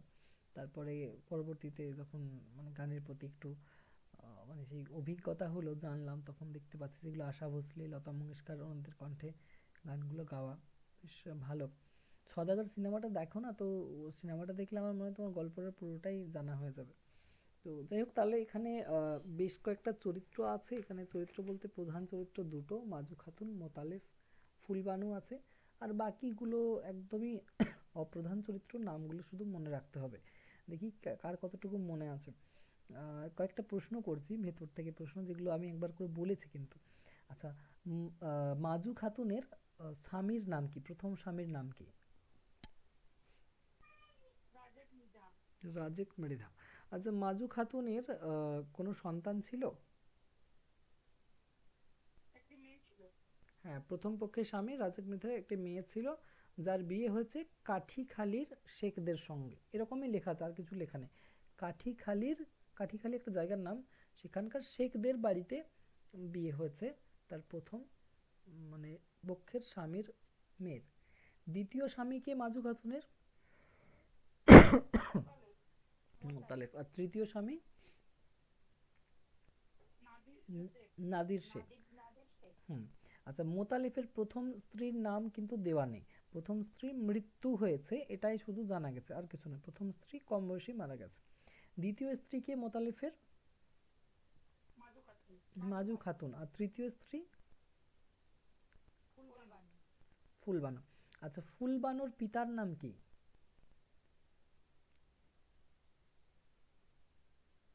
কি শেখ বলছে? এল সেলিম। এল এম শেখ, হ্যাঁ, এল এম শেখ। আচ্ছা, ফুলবানুর প্রথম পক্ষের স্বামীর নাম কি? এগুলো শখ করবে সবাই। গফুর শিকদার, ঠিক আছে, গফুর শিকদার। আচ্ছা, মোতালেব আহ, যে ফুলবানুকে বিয়ে করতে চেয়েছিল, ফুলবানুর পিতা এলেম শেখ টাকা পণ চেয়েছিল? 5 কোটি। 5 কোটি টাকা, হ্যাঁ। এইভাবে গল্পগুলো সব যদি মনে রাখো। আচ্ছা, কোন গল্প গ্রন্থের অন্তর্গত বললাম রসগল্পটা? অসমতল। অসমতল, 1946 সাল, মনে রাখবে। 1946 কিভাবে মনে থাকবে? না, 50-এর মন্বন্তর হয়েছিল, যেটা 1350-এর, ওটা ইংরেজি সাল হচ্ছে 1943, মানে বিশ্বযুদ্ধোত্তর পরিস্থিতি, দ্বিতীয় বিশ্বযুদ্ধের পরবর্তীকাল। তো সেই সময়ের পরিস্থিতি 3 বছর পরে, 1943-এর 3 বছর পর, মানে 1946 সালে এটা। খেয়াল করে দেখো যে দ্বিতীয় বিশ্বযুদ্ধ কিন্তু সবার মধ্যেই, বাংলার সমস্ত মানুষ তথা ভারতের সমস্ত মানুষের মধ্যে কিন্তু একটা ছায়াপাত ফেলেছিল, এবং সেই উত্তাল পরিস্থিতিতেই মানুষের জীবনেও কিন্তু বিভিন্ন ধরনের দ্বন্দ্ব নেমে এসেছিল, মানুষের মূল্যবোধের অবক্ষয় দেখা যাচ্ছিল, নিজের স্বার্থ গোছানোর জন্য, নিজের ভালোর জন্য কিন্তু অপরকে ডুবিয়ে দেওয়া, কিন্তু এই প্রবণতাটাও দেখা যাচ্ছিল। তো সেই সময়ে আহ, মানে যেটা আমাদের ব্রিটিশ সরকার ছিল, তাদেরই কার্যকলাপ বুঝতেই পারছো, যে ভারতবর্ষের এক তো পরাধীনতার জ্বালা, দ্বিতীয়ত দ্বিতীয় বিশ্বযুদ্ধোত্তর পরিস্থিতিতে দুর্ভিক্ষ, দাঙ্গা, এগুলো নিয়ে আবার অনেক কিছু গল্প আছে তোমাদের, আরও অনেক বিষয় পাবে পরবর্তীকালে। তো পটভূমিটা মনে রাখবে, বিশ্বযুদ্ধোত্তর পরিস্থিতি সেই সময় গল্পটা লিখছে। আসলে কি একটা গল্প পড়ার আগে প্রেক্ষাপট, লেখকের জীবন দর্শন, এগুলো যদি জেনে যায় না, গল্পটা পড়তেও ভালো লাগে, যে তিনি কোন প্রেক্ষাপটে গল্পটা লিখেছেন। তোমরা কুষ্ঠরোগীর বউ পড়বে মানিক বন্দ্যোপাধ্যায়ের, ওটা তো বেশ কিছু আছে, মানে স্বার্থপরতার যে বিষয়টা, এটা কিন্তু সেই সময়ই দেখা যাচ্ছে। দেখো যখন অন্নাভাব, খাদ্যাভাব, দুর্ভিক্ষ, মন্বন্তর এসব দেখা যাবে না, তখন নিজের পরিবার পরিজনের প্রতিও টান আকর্ষণ সব চলে যাবে। যেটা আমাদের জৈবিক প্রবৃত্তি, নিজে বাঁচো তারপরে কেউ বাঁচবে, এটা কিন্তু আমাদের জৈবিক প্রবৃত্তি মানুষের, মানে সে একদম শুরু থেকেই আছে। তোমরা তারিণী মাঝি বলে একটা গল্প আছে, ওটা তারাশঙ্কর বন্দ্যোপাধ্যায়ের, বেশ দারুণ গল্পটা। ওই গল্পটাতেও দেখতে পাবে যে আগে নিজে বাঁচো তারপরে কিছু, এরকম একটা ভাবনা ওখানেও আছে তারিণী মাঝি গল্পে। তারিণী মাঝি কিভাবে তার স্ত্রীকে হত্যা করছে বাঁচার জন্য। তো এরকম দুর্ভিক্ষের পটভূমিতেও আমরা দেখতে পাচ্ছি যে মা তার সন্তানকেও বিক্রি করে দিচ্ছে। তো ও মূল্যবোধের অবক্ষয়, একটা তোমার সেই পরিস্থিতি, সেই পরিস্থিতিতে মানুষের চরিত্রগুলোও যে বিবর্তন ঘটছিল, সেটাও আমরা দেখতে পাচ্ছি তৎকালীন সময়ে লেখকদের বিভিন্ন গল্পগুলোতে। কেউ কিছু বলছো? আচ্ছা, আমার এখান থেকে একটা কথা মনে পড়ছিল, ওই যখন অন্ধকারময় যুগ বলা হচ্ছিল না তুর্কি আক্রমণের পরে, হুম। বলছিলাম যে আমাদের এখন আমরা যেখানে বাস করছি, হুম। এখন কি লেখালেখি সেভাবে হচ্ছে? মানে আমাদের পরবর্তী যুগ যারা আসবে, তারা কি কিছু পাবে? এটা একটু আমার জানার ইচ্ছা ছিল। হুম। কারণ এখন তো কবি টবি সেভাবে দেখা যাচ্ছে না, দু একজন ছাড়া তো সবাই বয়োজ্যেষ্ঠরা মারাও যাচ্ছেন যারা ছিলেন। আর হ্যাঁ, সেটা তো অবশ্যই। মহাশ্বেতা দেবী, শঙ্খ ঘোষ, এনারা ছিলেন মানে কি বলবো সেই স্বর্ণযুগের। সুনীল গঙ্গোপাধ্যায়, সুভাষ মুখোপাধ্যায়, এগুলো সেই বিংশ শতাব্দী মানে একবিংশতি মৃত্যু হয়েছে সবার 2000 সালের পরে। সুভাষ মুখোপাধ্যায়, সুনীল গঙ্গোপাধ্যায়, মহাশ্বেতা দেবী, শঙ্খ ঘোষ, এনারা বেশ ভালো মাপের। নারায়ণ গঙ্গোপাধ্যায়। অ্যাকচুয়ালি ছিল সবাই হুম। আর কি, হুম। মানে দেহ রাখছেন। এখন এই যে এখন যুগটা চলছে, এখন মনে হয় সেভাবে কোনো লেখক বা কবি নেই। নেই বললে ভুল হবে। এখন দেখুন, আগেকার দিনে পত্রপত্রিকা কম ছিল, সীমিত সংখ্যায় ছিল। এখনকার দিনে পাড়াতে আপনার নিজের এলাকায় খোঁজ নেবেন যে একটা পাড়াতে চার হ্যাঁ, পাঁচটা সেটা তো পত্রিকা আছে, আছে। হ্যাঁ। এবারে হুম। ব্যাপার হচ্ছে স্বঘোষিত কবির সংখ্যা এখন বেশি বেড়েছে। আর সব থেকে বড় ব্যাপার হচ্ছে রাজনীতি। এটা একটু আগে কি ছিল, রাজনীতিকে মানুষ কন্ট্রোল করতো, এখন রাজনীতি মানুষকে কন্ট্রোল করছে।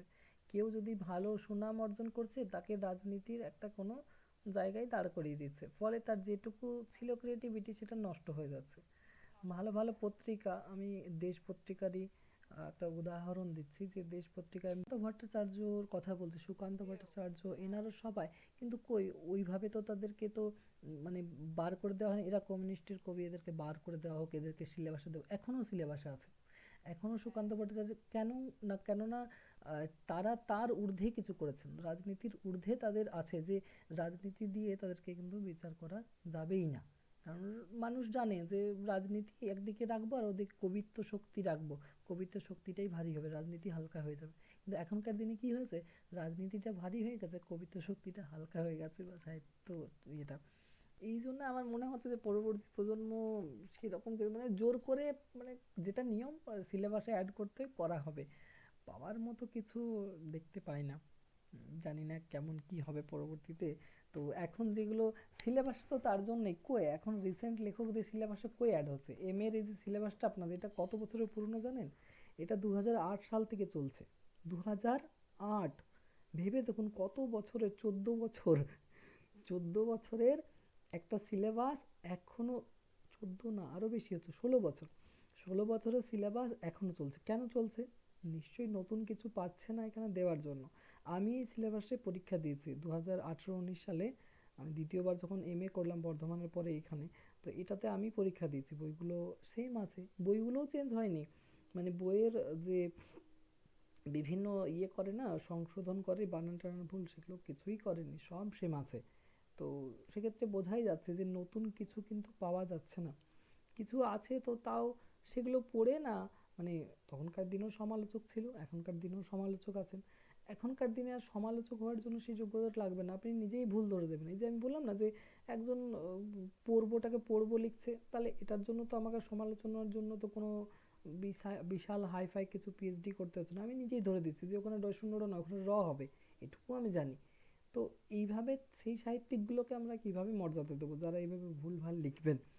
তো এখন যাই হোক, এখন যে কেউ একটা কিছু আওড়ে দিলেই কবিতা হয়ে যায়, গান হয়ে যায়, আর ওটা নিয়ে এখন ভাইরাল। এখন সোশ্যাল মিডিয়ার যুগ না, এখন ওখান থেকে ভাইরাল হওয়ার লিঙ্কটা এখন সেইভাবে সার্টিফিকেট মানে আসছে না। যারা ভালো গান করছে তাদের কদর খুবই কম, অথচ যারা একটু গানের সুর তাল কিছুই জানে না তারা প্রচুর প্রচুর টাকা কামাচ্ছে এখন, বড়লোক হয়ে যাচ্ছে।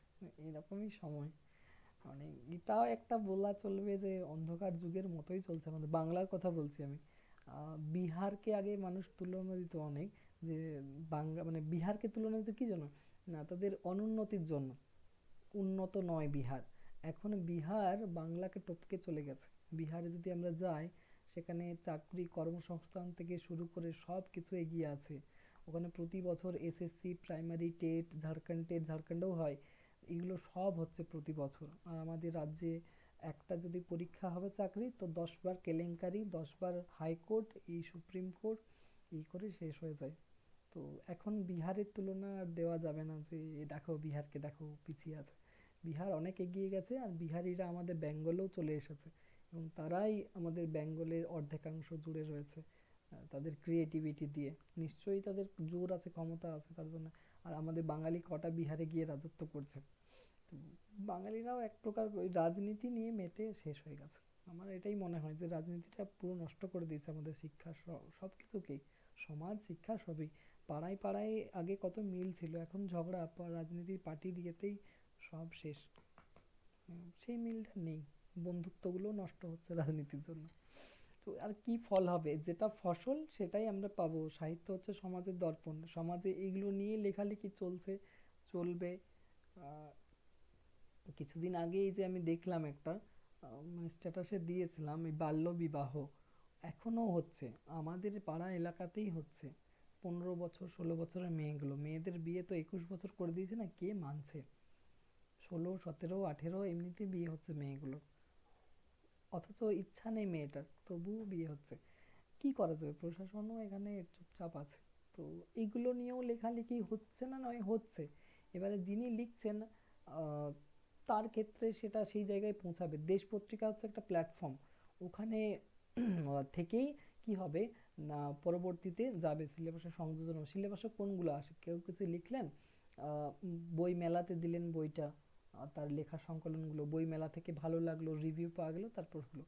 তো এখন এত লেখা, হাজার হাজার এখন কবি সাহিত্যিক, কিন্তু তাদের মধ্যে সেই জিনিসটা এখন পাওয়া যাচ্ছে না। এই যে গল্পগুলো, কত সুন্দর গল্পগুলো, এরকম গল্প এখন পাই না। যে কোনো একটা গল্প পড়ে নিয়ে এরকম রসতৃপ্তি হলো, যে এই আপনাদের গল্প 15টা যে গল্প আছে না, এত সুন্দর গল্পগুলো না, সবগুলোই বেশ সুন্দর। আলোচনা হবে সবগুলোই নেক্সট ক্লাসে। সেদিনকে একটা হুম। ফেসবুকে দেখছিলাম, একজন লিখেছিল যে এরকম যারা সিনেমা বানাচ্ছে, বলছে ওই ধরনের সিনেমা না বানিয়ে সমাজ দর্পণ জাতীয় সিনেমা বানান, মানে খুব লিখে আর কি ছেড়েছে জিনিসটা। এটা তো ঠিক এই যে সিরিয়াল গুলো হচ্ছে, কি শিক্ষা? কোনো কিছু তো শিক্ষা নেই, সবাই তো হাঁ করে আমরা সেই দেখি দিনের পর দিন। না, ব্যাপারটা হচ্ছে ওটাই। তো হ্যাঁ, আসলে যুগ প্রবৃত্তি বলে না সেটা। আসলে আমি একজন ব্যবসাদার, আমার যেটাতে লাভ হবে আমি সেটাই দেব। এবারে সমাজের যে বা ঘরোয়া যে পরিবেশের কোনো ভালো একটা কাহিনী, সেটাতে ভিউজ আসবে না, মানুষ দেখবে না, তাহলে আমি না খেয়ে মরার চেয়ে আমি যেটা চাইছি সেটাই দিই, এরকমই ব্যাপারটা। সেটাই। হ্যাঁ, তো ওটাই চেষ্টা করছে মানুষ আসলে। ভালো জিনিস এখন কেউ নেবে না। এখন তো কলকাতাতে গেলে তো আমি ফুড ব্লগারই দেখতে পাই দোকানের বাইরেগুলো দাঁড়িয়ে, কর্মসংস্থান নেই। তো ওগুলোই দেখছে মানুষ, তার জন্য ওরা ওটাই করছে। ওগুলো যেদিন দেখা বন্ধ করে দেবে, সেদিন দেখবে সব ঠিক হয়ে যাবে। আসলে এটাই হচ্ছে, বাচ্চাদেরকে পড়াশোনা করানোর সাথে সাথে সবাই একটা করে ইউটিউব চ্যানেল খুলে দিচ্ছে, কারণ দেখছে পড়াশোনা করে না কিছু হলে এটা করেও সে খেতে পারবে। তো এই শিক্ষা সংস্কৃতি এগুলো শেষ হচ্ছে, তার সঙ্গে এই অপসংস্কৃতি ঢুকছে আমাদের। নিজেকে সাবধানে আসলে রাখতে হবে, আর এই রাজনৈতিক দলাদলি থেকে একটু দূরে থেকে মানে একটু ভেবে চিন্তে চলতে হবে, কোথায় কি মানে একটু সাবধানে থাকাই দরকার। যাই হোক, ছোট গল্পগুলো বেশ সুন্দর আছে। আমি এরপরে ফার্স্ট পেপার পড়াবো নেক্সট ক্লাসে। ছোট গল্প যেদিন হবে সেদিন আমি বলে দিচ্ছি যে গল্পগুলো আলোচনা করব। আহ, ক্ষুদিত পাষাণ, আমি টেক্সটগুলো এগুলো পিডিএফ দিয়ে দেবো। স্টোভ গল্পটা টেক্সটটা আছে, ক্ষুদিত পাষাণেরও টেক্সটটা আছে। বইয়ে যদি কোনো টেক্সট না থাকে, যেমন নয়ানচাঁদের ব্যবসা, হ্যাঁ এটার টেক্সটটা নেই। নয়ানচাঁদের ব্যবসা অনেক বড় গল্প, ওটার টেক্সটটা কিন্তু নেই, ওটা টেক্সটটা দিয়ে দেবো। ক্ষুদিত পাষাণ এই গল্পটার টেক্সট আছে, পারলে দেখে নেবে, বইয়ে টেক্সটটা দেওয়া আছে পুরোটাই। আর তার সঙ্গে আরেকটা কোনো গল্প, হ্যাঁ স্টোভ, যেটা নোট দিলাম স্টোভ, রসটা যেরকম দ্ব্যর্থবোধক শব্দ ব্যবহার করা হয়েছে, নামকরণের সার্থকতা, নামকরণ ব্যঞ্জনাধর্মী, সেরকম স্টোভ ওটাও দ্ব্যর্থবোধক। স্টোভ একটা প্রতীকী গল্প। আমরা প্রতীকী বলতে একটা মতবাদ প্রচলিত হয়েছিল, সিম্বলিজম। সিম্বলিজম মানে প্রতীকীবাদ। যখন কোনো কিছুকে সোজাভাবে বলা যাচ্ছে না, বিভিন্ন রূপকের আড়ালে বা মোড়কে উপস্থাপন করা হচ্ছে।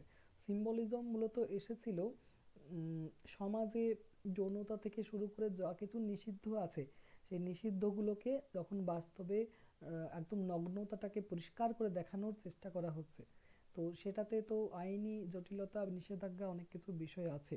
তখন কবি সাহিত্যিকগণ সেগুলোকে কি করছেন, বিভিন্ন মানে রূপকের আড়ালে সেগুলোকে প্রকাশ করতে চাইছেন।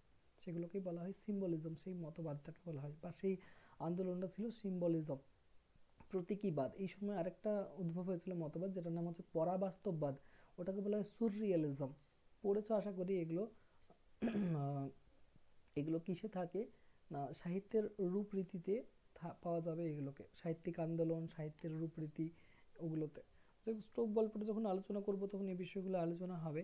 তো সেই প্রতীকীবাদের একটা উদাহরণ স্টোভ। স্টোভ আসলে একটা আমাদের কি বলবো, একটা চুল্লি যেটাতে রান্না করা হতো। এখন স্টোভ খুব কম ব্যবহার করা হয়।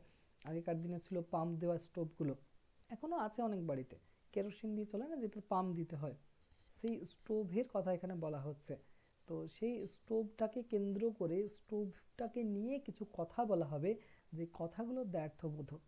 আসলে এরকম কথা, আরে আরে অত পাম্প দিচ্ছ কেন, ফেটে যেতে পারে স্টোভটা। স্টোভ ফেটে যাওয়ার কথা ওখানে বলা হচ্ছে, কিন্তু ভেতরে একটা অন্তর্দ্বন্দ্বের কথা বলা হচ্ছে, মানুষের জীবনের কথা বলা হচ্ছে, যে এত চাপ দাও না, এই সংসারটা ভেঙে যেতে পারে। এই ধরনের দ্ব্যর্থবোধক কথা কিন্তু আমরা পাবো স্টোভ গল্পে। মনস্তাত্ত্বিকতা গল্পের মধ্যে রয়েছে। তো এই গল্পগুলো আমার মনে হয় ক্লাস যদি করো, তাহলে আমার মনে হয় আর কোনো কিছু করার দরকার নেই। গল্পটা যদি শুনে নাও একবার, নোটটা নিজেই তোমার হাতেই লিখতে শুরু করবে তোমার। নোট পড়ে যতটা না বুঝবে, ক্লাস করে আমার মনে হয় ডিসকাসের মাধ্যমে বিষয়টা আরও সহজ হয়ে যায়। যাই হোক, নেক্সট ক্লাসে তাহলে আলোচনা করব, যেদিন মানে ফোর্থ পেপার আলোচনা হবে সেদিন স্টোভ গল্পটা আর ক্ষুদিত পাশা। আর এর পরের ক্লাস যেদিন হবে সেদিন বাংলা সাহিত্যের ইতিহাস আলোচনা করব ফার্স্ট পেপার। ফার্স্ট পেপার হওয়া মানে তোমাদের থার্ড পেপারও হয়ে যাবে। ফার্স্ট পেপারে শ্রীকৃষ্ণ কীর্তন কাব্যটা আলোচনা করব নেক্সট ক্লাসে। চর্যাপদ তো হয়ে গেছে মোটামুটি, আরও কিছু চর্যাপদের কয়েকটা পদ আলোচনা করে শ্রীকৃষ্ণ কীর্তনটা শুরু করব।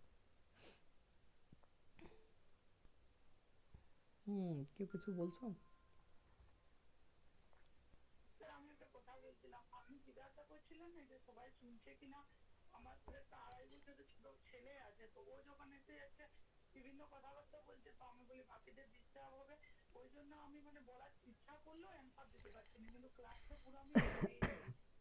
আচ্ছা আচ্ছা, হ্যাঁ বুঝতে পারছি, আসলে সবারই সমস্যা। অন্যান্য ব্যাচগুলো তো আছে, অনলাইনে ক্লাস বেশিরভাগ মেয়েরাই করে, ছেলেরা খুব কম করে। গ্র্যাজুয়েশনের সেকেন্ড ইয়ারে ওই 4-5টা ছেলে আছে, বাকি আমার 100টা স্টুডেন্টের মধ্যে প্রায় 80টা স্টুডেন্ট কিন্তু মেয়ে। তো সবার সংসারের জীবনটাই লক্ষ্য করি, ব্যস্ততা, কর্মজীবন, সংসার, অনেক কিছুই আছে। আর সবাইকে দেখছি আমি প্রতিকূলতার মধ্যেই কিন্তু পড়ছে। কেউ যে অনুকূলভাবে ভালো সহজ সরলভাবে পড়ছে খুব কম স্টুডেন্ট আছে, যারা সুযোগ সুবিধা পেয়ে পড়ছে, অনেকে স্ট্রাগল করেই পড়ছে দেখছি। ওটা বুঝতে পারি। আমার তো কিছু কিছু স্টুডেন্টের বাচ্চা আছে, তারাও কিন্তু মানে পড়া শোনে। তো তারাও মায়ের সঙ্গে বাচ্চারাও উত্তর দেয়, আমার ভালো লাগে শুনে যে বাচ্চাটাও কিন্তু পড়া শুনেছে আর তার মায়ের সঙ্গে উত্তর দিচ্ছে। মানে ওটা একটা ভালো পাওনা যে যাক, তারাও শিখছে। সেটাই। আর আরেকটা ব্যাপার আছে যে বিভিন্ন জায়গা থেকে মনে হয় বিভিন্ন জন জয়েন হচ্ছে, মানে হুম কেউ হুম একটা হুম এলাকার নির্দিষ্ট নয়। হ্যাঁ, আমরা হচ্ছে যে রাজ্যের কি একটা বাইরেও এলাকা আছে। থেকেই সবাই যাচ্ছি। হুম আর অনলাইনের ক্ষেত্রে তো এক একজন এক এক জায়গার থেকে, এটা একটা হুম বিশেষ ভালো জিনিস। অনেকগুলো রাজ্যের বাইরে আছে, ঝাড়খণ্ডের আছে, ত্রিপুরা আছে, তারপরে ওই কি নাম, ব্যাঙ্গালোরেরও আছে। মানে বাঙালি সবাই কিন্তু বাহ। প্রবাসী। হ্যাঁ হ্যাঁ তো তারাও পড়াশোনা করছে ওপেনে, এবং ভালো লাগে তারাও যে ডিগ্রিগুলো হ্যাঁ, পাচ্ছে এভাবে। একদম হুম, খুবই সুন্দর জিনিস। হুম, হ্যাঁ। এটাও একটা উত্তর আমি তখন বলবো ভেবেছিলাম, হুম। যে আপনি ফুচকার কথাটা বলছিলেন না, আমাদের এখানে 10 টাকায় 8 টাকা। মেয়েরা ভালো খবর রাখবে, হ্যাঁ।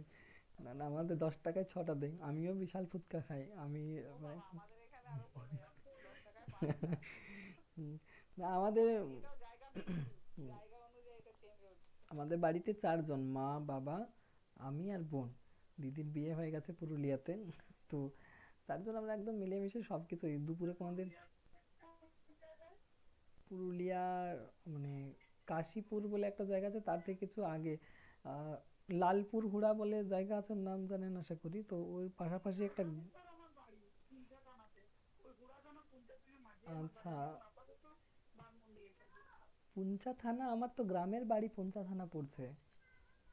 উম, পুঞ্চা থানা নপাড়া বলে একটা জায়গা আছে ওদিকে, নপাড়া নপাড়া। নপাড়ার সামনেই আমাদের বাড়ি, হ্যাঁ হ্যাঁ ও, ওই টিটুরি অঞ্চলে আমাদের আচ্ছা বাড়ি। আচ্ছা, হ্যাঁ ওদিকে আমারও গ্রামের বাড়ি, মাঝে মধ্যে যাই। দিদি হ্যাঁ, এবং শ্বশুর বর্ধমানে আপনি কোথায় থাকছেন? দুর্গাপুরের কাছে, পশ্চিম আচ্ছা আচ্ছা। বর্ধমানে। এখানে আমার দাদু ইসিএল এ চাকরি করতো, মানে কোলফিল্ড এরিয়া এটা, কয়লাখনি অঞ্চল, রানীগঞ্জ কয়লাখনি অঞ্চল ও, আছে না। হ্যাঁ তো হ্যাঁ। দাদু চাকরি করতো, সেই সূত্রে আসা। বাবাও এখন কন্ট্রাক্টরের আন্ডারে এখানে কলিয়ারিতেই কাজ করে বাবাও। তো সেই আপনি সূত্রে কি থাকা। সার্ভিস করেন এমনি? না জিনিস না সবার? না না না, আমি সার্ভিস করি না, আমার কাজ আরো অনেক কিছু আছে। আমি আসলে মানে হার্ডওয়্যার সফটওয়্যারেরও কাজ জানি আমি, কম্পিউটার সেল সার্ভিসও করি। আর আমার আচ্ছা আচ্ছা। বাড়িটাই একটা ক্যাফে এখানে। স্যার আমি আপনাকে দেখেছি বিভিন্ন জায়গায় ঘুরতে যেতে, তো কোনো সময় যদি আপনার সময় হয় তাহলে বানমন্ডি একবার আসবেন। আচ্ছা আচ্ছা, ঠিক আছে। হ্যাঁ সেখানে অযোধ্যা পাহাড়টাও দেখা হবে আর আমাদের সাথেও হ্যাঁ, পরিচয় হবে। হ্যাঁ অযোধ্যা পাহাড় ঘুরতে যাব, আমি স্টুডেন্টদেরকে নিয়েও বলেছিলাম যে একবার ঘুরতে যাব, ওইদিকে যেতে হবে। আমাকে তাহলে এমনি একটু বাড়িতে জানাবেন ব্যাচ যে আছে আমি তো আপনার? অযোধ্যা পাহাড়। বাড়িতে পড়ে, বাড়িতে 2-3 জন পড়ে, ওটা রাখি না। আগে ব্যাচ ছিল আমার ও, নাইন মানে টেন। বেশিরভাগ অনলাইন, পুরোটাই অনলাইন। পুরোটাই অনলাইনে, আসলে দিনের বেলাটা আমি কাজ করি, এই যে বললাম না যে কম্পিউটার হ্যাঁ হ্যাঁ, সেলস সেটা অ্যান্ড সবার ক্ষেত্রেই সার্ভিসের সুবিধা, কাজটা আপনারও করি, সুবিধা হ্যাঁ। আমাদেরও সুবিধা। আর ক্যাফের কাজটাও করি আমি, ফটো স্টুডিও সব কিছু এগুলো বাড়িতেই হয় আমার। ফটো প্রিন্ট ফটো তোলা এগুলো সব বাড়িতে হয়। আর সন্ধ্যের দিকে এইসব কাজগুলো, ক্লাসটা রাখি। আর নোটস পাঠানোর ব্যাপারটাও আছে অনলাইনে, যারা ওই ইউটিউব চ্যানেল থেকে আসে অনেকে নোটস তো নেয়, নিয়ে তো বসে থাকতে বাই হয়, হ্যাঁ। পোস্টে পাঠাতে হয়। আসলে ব্যাপার হচ্ছে যে দাদা তো অযোধ্যা পাহাড় এলে আমাদের এখানে আসবেন, আমি অযোধ্যা পাহাড়ে ওই 5-6 কিলোমিটার সামনে আছি। বাহ বাহ বাহ, দারুণ ঘোরার জায়গা অযোধ্যা পাহাড়, যাইনি যদিও। এখানে কোচিং হয়েছে, না জায়গা খুব ভালো, কিন্তু ওই কোচিংটা অনেক দূরে হয়ে গেছে বলে এখন পাহাড়টা বিষাক্ত লাগে। হুম, ওই জামাইবাবু আমার যায়, জামাইবাবু হচ্ছে মানে কি বলবো, হাই স্কুলের টিচার ওখানে, বড়গ্রাম বলে একটা জায়গা আছে পুঞ্চার ওদিকে। বড়গ্রাম হাই স্কুলে আমার জামাইবাবু ইতিহাসের টিচার। তো ওই জামাইবাবুর একটা ছৌ নৃত্য টিম আছে, ছৌ ডান্সের। আশা করি সবাই জানে পুরুলিয়াতে ছৌ ডান্স বিখ্যাত। তো এই ছৌ নাচের একটা টিম আছে, ওটা চাইনাও গেছিলো টিমটা। আর ওই টিমটা নিহার ন্যাচারালের একটা অ্যাড দেয় বিদ্যা বালানের, দেখবেন বিদ্যা বালান নিহার ন্যাচারাল অ্যাড করছে, পিছনে ছৌ নাচের সেই সাজ হ্যাঁ হ্যাঁ পোশাক পরে, হ্যাঁ হ্যাঁ ওটা জামাইবাবুর হ্যাঁ। টিমটা আমার। তো আচ্ছা ওই আচ্ছা। টিমটা বিভিন্ন জায়গায় ছৌ নাচ, কলকাতাতে তো প্রচুর পারফরমেন্স করেছে। তো ওই জামাইবাবুরা ওই বাঘমুন্ডি চড়িদা ওইদিকে যায় ছৌ নাচের সেই মুখোশগুলো আনতে। তো আমার দিদি হচ্ছে ড্রয়িং টিচার, ও ও আমার মতো double M A triple M A করেছে, দিদি তো আবার ফাইন আর্টসও এম এ করেছে। ও ড্রয়িং শেখায়, আর এই মুখোশ টুখোশ এগুলো কারুকার্যগুলো দিদিও করে শ্বশুর বাড়িতে গিয়ে। তো মেয়েদের প্রচুর চাপ ফ্যামিলিতে, সংসারে, তারপরেও এইসব করে। তো যাক, দিদি একটা গ্রামে, একদম প্রত্যন্ত গ্রামে বিয়ে হয়েছে। তবে যাই হোক, একটা কালচারাল আছে, জামাইবাবু ছৌ নৃত্য টিমের ম্যানেজার, আর বোঝে, প্রায়োরিটিটা দেয়। তো সেদিক থেকে একটা ভালো। এটাই অনেক বড় কথা, চড়িদা আমাদের হ্যাঁ। এখানে নিয়ারেস্টই বলি, চড়িদা দুটো স্টপেজ পরেই আমি আছি।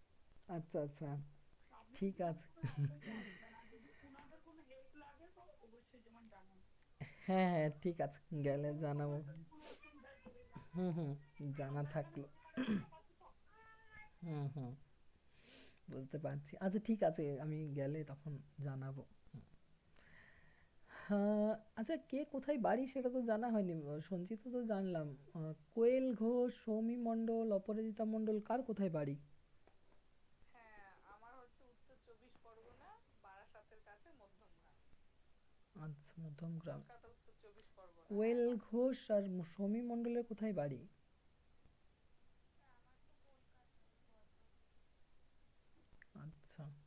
সৌমি? আমার বাড়ি হচ্ছে কলকাতা বালিগঞ্জ। আচ্ছা, কলকাতার অনেকগুলো স্টুডেন্ট, প্রায় 40টা স্টুডেন্ট পড়ে কলকাতার। দমদম, হাওড়া, বজবজ, বারাসাত, এগুলো সবগুলোরই আছে চেনা আমার জানা। বাড়ি আমার বাড়ি এই বালিগঞ্জে একদম, মানে শিয়ালদা থেকে যদি আপনি সাউথ ডিভিশনের ট্রেনের দিক মানে দিকটা যদি জানা থাকে, হুম হুম। শিয়ালদা থেকে সাউথের ট্রেনে ফার্স্ট মানে ট্রেনে উঠলে ফার্স্ট স্টপেজ পার্ক সার্কাস, আচ্ছা আচ্ছা। তারপরেই বালিগঞ্জ। ওই যে বললো আরেকজন যে হুম হুম। বজবজের দিকে থাকে, ওই ট্রেন বালিগঞ্জের উপর থেকেই যায়। আচ্ছা আচ্ছা। হ্যাঁ তোমাদের গ্রুপের মধ্যেও একটা কানেক্ট থাকবে তোমরা নিজেরা। দেখো কলকাতার আছে অনেকজন, আরো কয়েকজন আছে ক্লাসে যারা জয়েন হয়নি হ্যাঁ, আরো একজন যিনি আছেন হুম শকুন্তলা নামে একজন দিদি। হুম হুম। ওনার বাড়ি হচ্ছে জানবাজারে। জানবাজার বলতে জানবাজারে শ্রী রানী রাসমণির বাড়ি আছে, ওই হুম সেই হুম। ওই জানবাজার, মানে এসপ্ল্যানেড, আচ্ছা আচ্ছা। ধর্মতলা হুম জানবাজার হুম। যেটাকে বলা হয়। আচ্ছা, ঠিক আছে, জানা থাকলো। ওনার আর আমার কলেজটা সেম, তাই ওনাকে চিনি। মানে আমার আর ওনার হুম মানে পিসিপি সেন্টারটা স্টাডি সেম, যেখানে সেন্টার। ক্লাস হয়। হ্যাঁ, না হুম। স্টাডি সেন্টার না, পিসিপি সেন্টার, যেখানে আচ্ছা ক্লাস আচ্ছা। হয়। হ্যাঁ, পিসিপি ও ক্লাসগুলো। হুম হুম। হ্যাঁ হ্যাঁ হ্যাঁ, ফিজিক্যালের কলকাতার ক্লাস মানে অনেক স্টুডেন্টের সাথে সামনাসামনি দেখা ক্লাস হতো হয়েছে না। আমার, মানে যাদেরকে এভাবে অনলাইনে ক্লাস করিয়েছি সল্টলেকে দু একটা স্টুডেন্টের সঙ্গে দেখা হয়েছে।